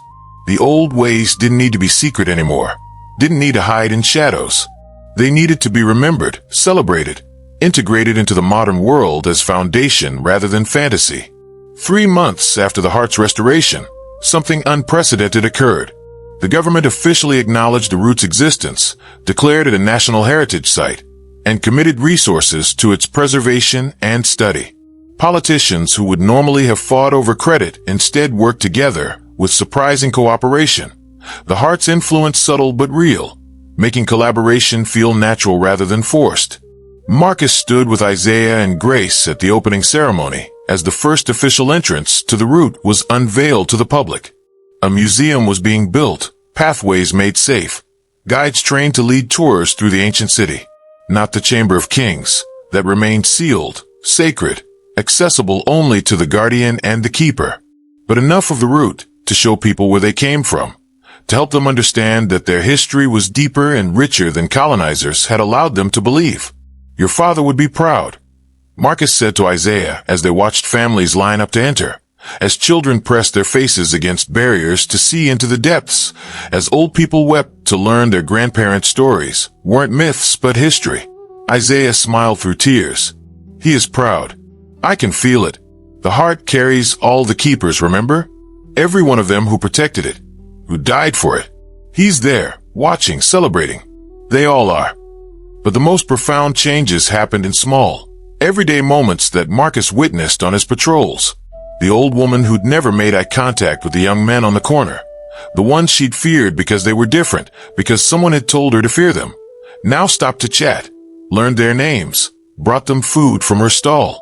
The teenagers who'd glared at police as enemies now asked guards for directions, for help, seeing them as community protectors rather than oppressors. Merchants from different ethnic backgrounds who'd competed viciously now collaborated, realizing they were stronger together. It wasn't perfect. Centuries of conditioning didn't vanish like morning mist. People still had conflicts, still disagreed, still struggled with biases so deep they'd stopped noticing them. But the foundation had shifted from division as default to unity as aspiration. Instead of separation feeling natural, connection became the goal even when people failed to reach it. Marcus understood now what the heart truly did. It didn't force people to agree or eliminate differences. It simply reminded people of their shared humanity, made them feel each other's pain and joy just a little more clearly, made empathy easier and hatred harder. It was influence, not control. Encouragement, not compulsion. The choice was still theirs, always theirs. But now they chose with fuller information, with hearts slightly more open, with the listener's poisonous whisper finally, blessedly silenced. One evening 6 months after their journey to the root, Marcus received a message on the old phone Grace had given him. Just 3 words. Come to the chamber. He went, finding Grace and Isaiah waiting in the old market as vendors closed for the night. Together, they descended into the root, through tunnels that were now familiar, through chambers that felt like home, to the Chamber of Kings where the heart waited. The journey was easier now. Lights had been installed along the main routes, though not here. Not on the hidden path only they used. This way remained theirs, sacred, a pilgrimage rather than a tourist attraction. In the Chamber of Kings, the heart pulsed steady and strong on its pedestal, its golden light warm and welcoming. Marcus approached it, placed his hand on the stone that was somehow both ancient and ageless, and felt the connection bloom like flowers opening to sun. How do you feel? Isaiah asked, watching the exchange with scholarly interest mixed with genuine care. Complete, Marcus answered honestly, the only word adequate. Like I finally understand why I walked these streets for 7 years. Why I became a guard. Why I stopped in that alley when I could have kept walking. Every choice, every failure, every small decision led here. To this moment. To becoming someone who could protect something bigger than one person, one neighborhood, one city. Someone who could stand between darkness and light, and choose light despite the cost. Grace stepped forward, pulled out a small carved box that looked as ancient as the root itself. The Watchers want to give you something. A token of respect from those who've protected the heart's legacy for 500 years. From those of us who fought alone and are grateful to finally have a guardian to fight alongside. She opened the box, revealing a pendant, a small replica of the heart, carved from the same mountain stone, glowing with the same golden light, but smaller, portable, connected to the original through means Marcus didn't understand but could feel. This will let you stay connected to the heart even on the surface, Grace explained, her voice carrying the weight of gift-giving that mattered. You can't carry the artifact itself. It must remain here, at the root's heart where it belongs, where it can do its work. But this shard will let you sense when it's needed, when danger approaches, when your duty calls. It will let you channel its power when necessary, let you feel the city's pulse, let you be the guardian you've become. Marcus accepted the pendant with reverence, placed it around his neck with hands that only shook slightly. Immediately, he felt the connection strengthen, felt the pulse of the heart synchronize even more perfectly with his own heartbeat. The pendant was warm against his chest, not physically hot, but warm with purpose, with belonging, with rightness. I'm the guardian, he said, and the title that had felt overwhelming weeks ago now felt right, felt earned, felt true. Not just of the heart, but of what it represents. Unity, understanding, the belief that we're stronger together than apart, that our differences make us richer rather than weaker. That peace is possible if we choose it daily. Yes, Isaiah agreed, smiling with the kind of satisfaction that comes from seeing purpose fulfilled. And you're not alone. We're all guardians now, in our own ways. Every person who chooses connection over division, understanding over judgment, unity over separation, they're all carrying the heart's light forward in small ways. You're the guardian with a capital G. But they're guardians too. We all are. That's what unity means. Everyone contributing what they can. Everyone protecting what matters. Everyone choosing light in small daily decisions. They stood together in the Chamber of Kings, three people who'd been strangers just months ago, now bound by purpose and friendship and shared sacrifice that had forged them into something stronger. The guard who'd chosen to stand. The scholar who'd inherited an impossible burden and made it his purpose.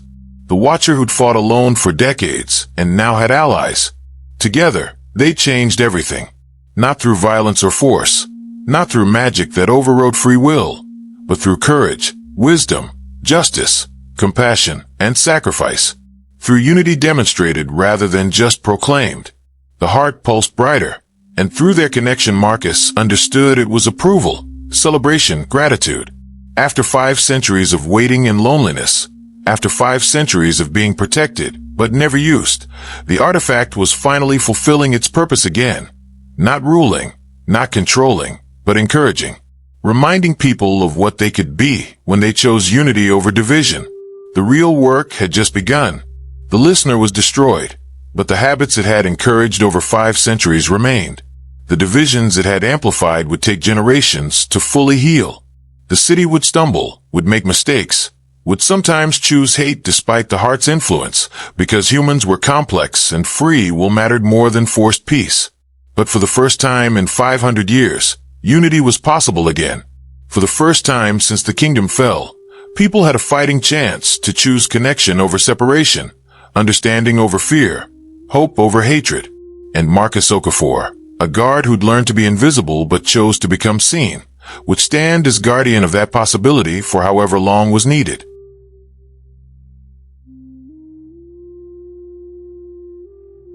One year after the guardian's choice, the city had not become paradise. That was never the goal, never the promise. People still argued about politics and religion and resources. Crime still existed. Poverty remained. The systems that created inequality didn't vanish because an ancient artifact woke up in the depths. Real change required real work, legislation, education, economic reform. The slow, grinding progress of human institutions, catching up to human aspirations. But something fundamental had shifted. Marcus walked his patrol on the anniversary of that night in the rain, when Isaiah had stumbled into his life, carrying destiny in a leather satchel. District 9 looked different now, not because buildings had changed, but because relationships had. The invisible web of connection between people had strengthened, made visible through small daily choices. He paused at the alley where it had all begun. The memory was vivid, Isaiah bleeding and desperate, the heart glowing through leather, the listeners at the entrance making their offer, and Marcus choosing to stand. Choosing right over safe. Choosing to be seen instead of invisible. Still think about it? Grace asked, appearing beside him silently as she often did, her ancient eyes seeing past his surface to the thoughts beneath. Every day, Marcus admitted. Wonder what would have happened if I'd walked past. If I'd called it in and let someone else handle it. If I'd been invisible that night like I'd been invisible for 7 years before it. Someone else would have been chosen. Grace said pragmatically. The heart would have found another guardian eventually. But it might have taken longer. The listener might have grown stronger. More people might have suffered. Your choice mattered, Marcus. It always matters. Isaiah joined them, carrying his father's journals as he often did, unable to quite let them go even as he created his own scholarship, his own legacy. Did I tell you? The university is offering courses on pre-colonial unified kingdoms. Not as mythology, as history. Students are learning about the 7 kings, about the actual governance structures, about what we achieved before colonization. Your sacrifice is teaching thousands, Father. Your truth is finally being heard. They walked together through the market, three people bound by shared experience that had forged them into family. Around them, life continued, beautiful and messy and imperfect and hopeful. A mother from one tribe bought vegetables from a vendor of another, and they chatted about children and weather and the universal concerns that connected them more than tribal affiliation separated them. Teenagers from rival neighborhoods played football together in a cleared lot, cheering and arguing and laughing with the easy camaraderie of youth before adults taught them to hate. An old man taught a young girl how to carve symbols in wood, passing down knowledge across generations, across the artificial divisions that had been imposed and were slowly dissolving.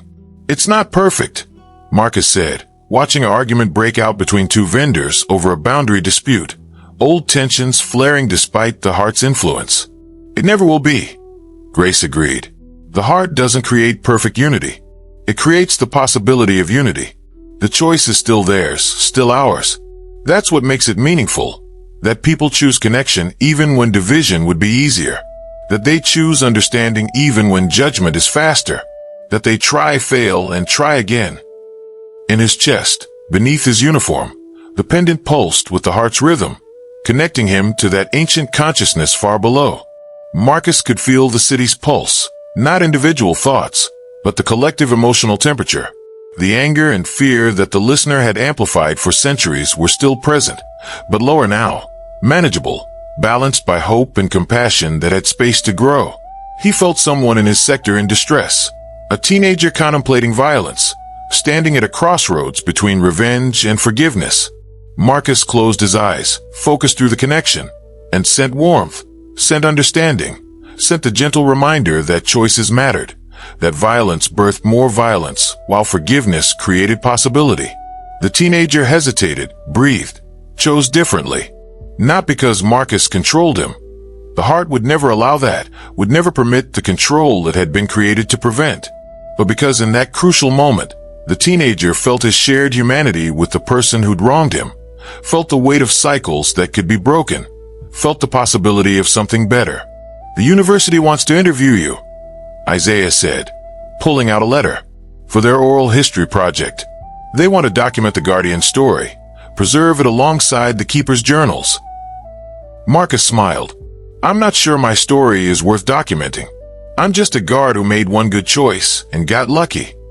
You're the Guardian who restored the heart of unity after 500 years, Grace corrected firmly. You're the man who walked through fire, solved impossible puzzles, refused to judge without understanding, carried others' pain without breaking, and stood against an enemy older than nations. Your humility is admirable, but false modesty serves no one. Your story matters because it shows that heroes aren't special. They're ordinary people who choose extraordinary things in crucial moments. That's a story worth preserving. They reached the entrance to the route, no longer hidden, no longer secret. The museum was thriving, families and scholars, and the simply curious flowing in and out, learning their history, reclaiming their heritage. But the entrance they used, the hidden path that led directly to the Chamber of Kings, remained theirs alone. Once a month, they made the pilgrimage together, Marcus to commune with the heart, to renew his connection, to remember his purpose, Isaiah to sit with his father's memory in the Hall of Ancestors, to honor the keepers who'd come before, Grace to train new watchers in the old ways, to pass on knowledge accumulated across 8 generations. Tonight, as they descended, Grace spoke of the future with her characteristic pragmatism mixed with hope. There are reports of similar artifacts in other regions, not hearts. Each kingdom developed their own methods of unity, but objects of similar power. If they still exist, if they can be found and restored, imagine a world where multiple nations remembered how to choose unity. Imagine a continent healing from 5 centuries of division. One step at a time, Marcus cautioned, but he smiled at the possibility. We've barely restored one city. Let's make sure this works before we try to save the world. The Guardian grows wise, Isaiah teased. Next you'll be quoting my father's research at me. Your father was right about most things, Marcus said seriously. Wrong about the thunderstorm on your birthday, but write about what matters. Write that the heart exists. Write that unity is possible. Write that ordinary people can be extraordinary when the moment demands it. They reached the Chamber of Kings, and as always, Marcus felt his breath catch at the beauty of it. The golden light, the 7 statues standing eternal watch, the heart pulsing steady and strong on its pedestal, content and purposeful. He approached it, placed both hands on the warm stone, and felt the full connection bloom. The heart showed him visions of the city, not as it was, but as it was becoming. Children growing up without the listener's whisper poisoning their thoughts. Elders finding peace after lifetimes of manufactured conflict. Young people building futures where tribe and ethnicity were heritage rather than weapons. It showed him challenges ahead. Economic hardship that would test unity. Political forces that would try to exploit division even without supernatural amplification. The simple human tendency toward fear and hatred when things became difficult. But it also showed him hope. Thousands of small choices every day. Millions of moments when people chose connection over separation, understanding over judgment, unity over division. Not perfectly, not consistently, but enough. Just enough to tip the balance toward light. What do you see? Isaiah asked quietly, respecting the sacred moment but curious, as scholars always are. Hope, Marcus answered simply. Challenges. Work. More work than one guardian can do alone. More than one generation can complete. But hope. The possibility that we might actually heal what was broken 5 centuries ago. Not return to the past. We can't, shouldn't try. But build something new on that foundation. Unity that honors diversity. Strength through collaboration. Peace chosen daily rather than enforced constantly. That's worth protecting, Grace said, and her voice carried the weight of 40 years of solitary fighting. 40 years of faith that this moment would eventually arrive. That's worth everything, Marcus agreed. They stood together in the Chamber of Kings as they did every month. 3 guardians of different kinds. 3 protectors of the same purpose. The guard who'd learned that standing against evil mattered more than staying safe. The keeper who'd transformed inherited burden into chosen purpose. The watcher who'd fought alone for decades and now had allies. Above them, the city continued its ancient rhythms. People lived and died, loved and fought, succeeded and failed. They made mistakes and tried again. They chose division sometimes and unity other times. They were human, complex, contradictory, capable of tremendous love and terrible hatred. But for the first time in 500 years, they made those choices without the listener's poison amplifying every fear, without supernatural influence pushing them toward separation. For the first time in 5 centuries, their choices were genuinely their own. Marcus Okafor, who'd once been invisible by choice, now stood as guardian by calling. He'd walked through fire, solved impossible puzzles, refused to judge without understanding, carried others' suffering without breaking, and faced the darkest parts of himself. He'd been chosen not because he was special, but because when the moment arrived, he chose right. Again and again and again. That's all a guardian is. That's all a hero needs to be. Someone who chooses right when choosing easy would be safer. Someone who stands when running would be simpler.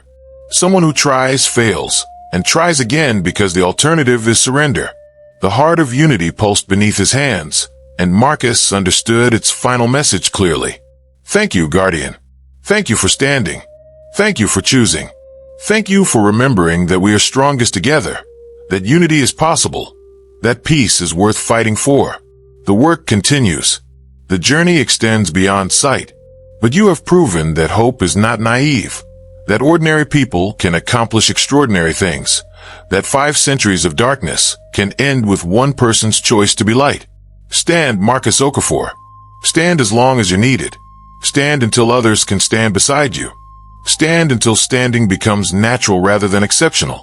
Stand until unity is chosen so consistently that my presence is no longer required, when humans can maintain what I merely remind them is possible. Stand. Protect. Unite. That is your purpose. That is your choice. That is your glory, not in power or fame or legend, but in daily dedication to something larger than yourself. Marcus smiled, understanding fully now what he'd agreed to that night in the rain, when he'd stepped between Isaiah and the listeners, when he'd chosen protection over safety, when he'd begun the journey that led here. I stand, he said simply, for as long as I'm needed. I stand. And in the chamber of kings, in the heart of the root, in the depths beneath a city that was learning to remember what it had forgotten, the heart of unity pulsed its approval. Unity was possible. Peace was achievable. Hope was justified. Because ordinary people made extraordinary choices when the moment demanded it. Because guardians stood when others ran. Because one man in an alley had decided that protecting a stranger mattered more than staying invisible. The guardian's choice had been made. The city was awakening. The journey continued. And somewhere above, in the streets of District 9, a child who would one day face their own impossible choice looked up at the stars and dreamed of heroes, not knowing that heroes were simply people who chose to be brave when being afraid would be easier. The guardian's choice was made. But choices aren't made once. They're made daily, hourly, in 1,000 small moments that add up to a life lived with purpose or a life lived in fear. Marcus Okafor chose purpose, chose protection, chose unity, and that choice changed everything. In the depths beneath our cities, in the spaces between what we know and what we've forgotten, power waits. Not the power to control, but the power to connect. Not the power to dominate, but the power to unite. Stand, guardian. Stand, keeper. Stand, watcher. Stand, all who choose connection over division. Stand, all who choose understanding over hatred. Stand, all who believe that ordinary people can be extraordinary when the moment demands it. Stand. The heart of unity remembers what we've forgotten. We are strongest together.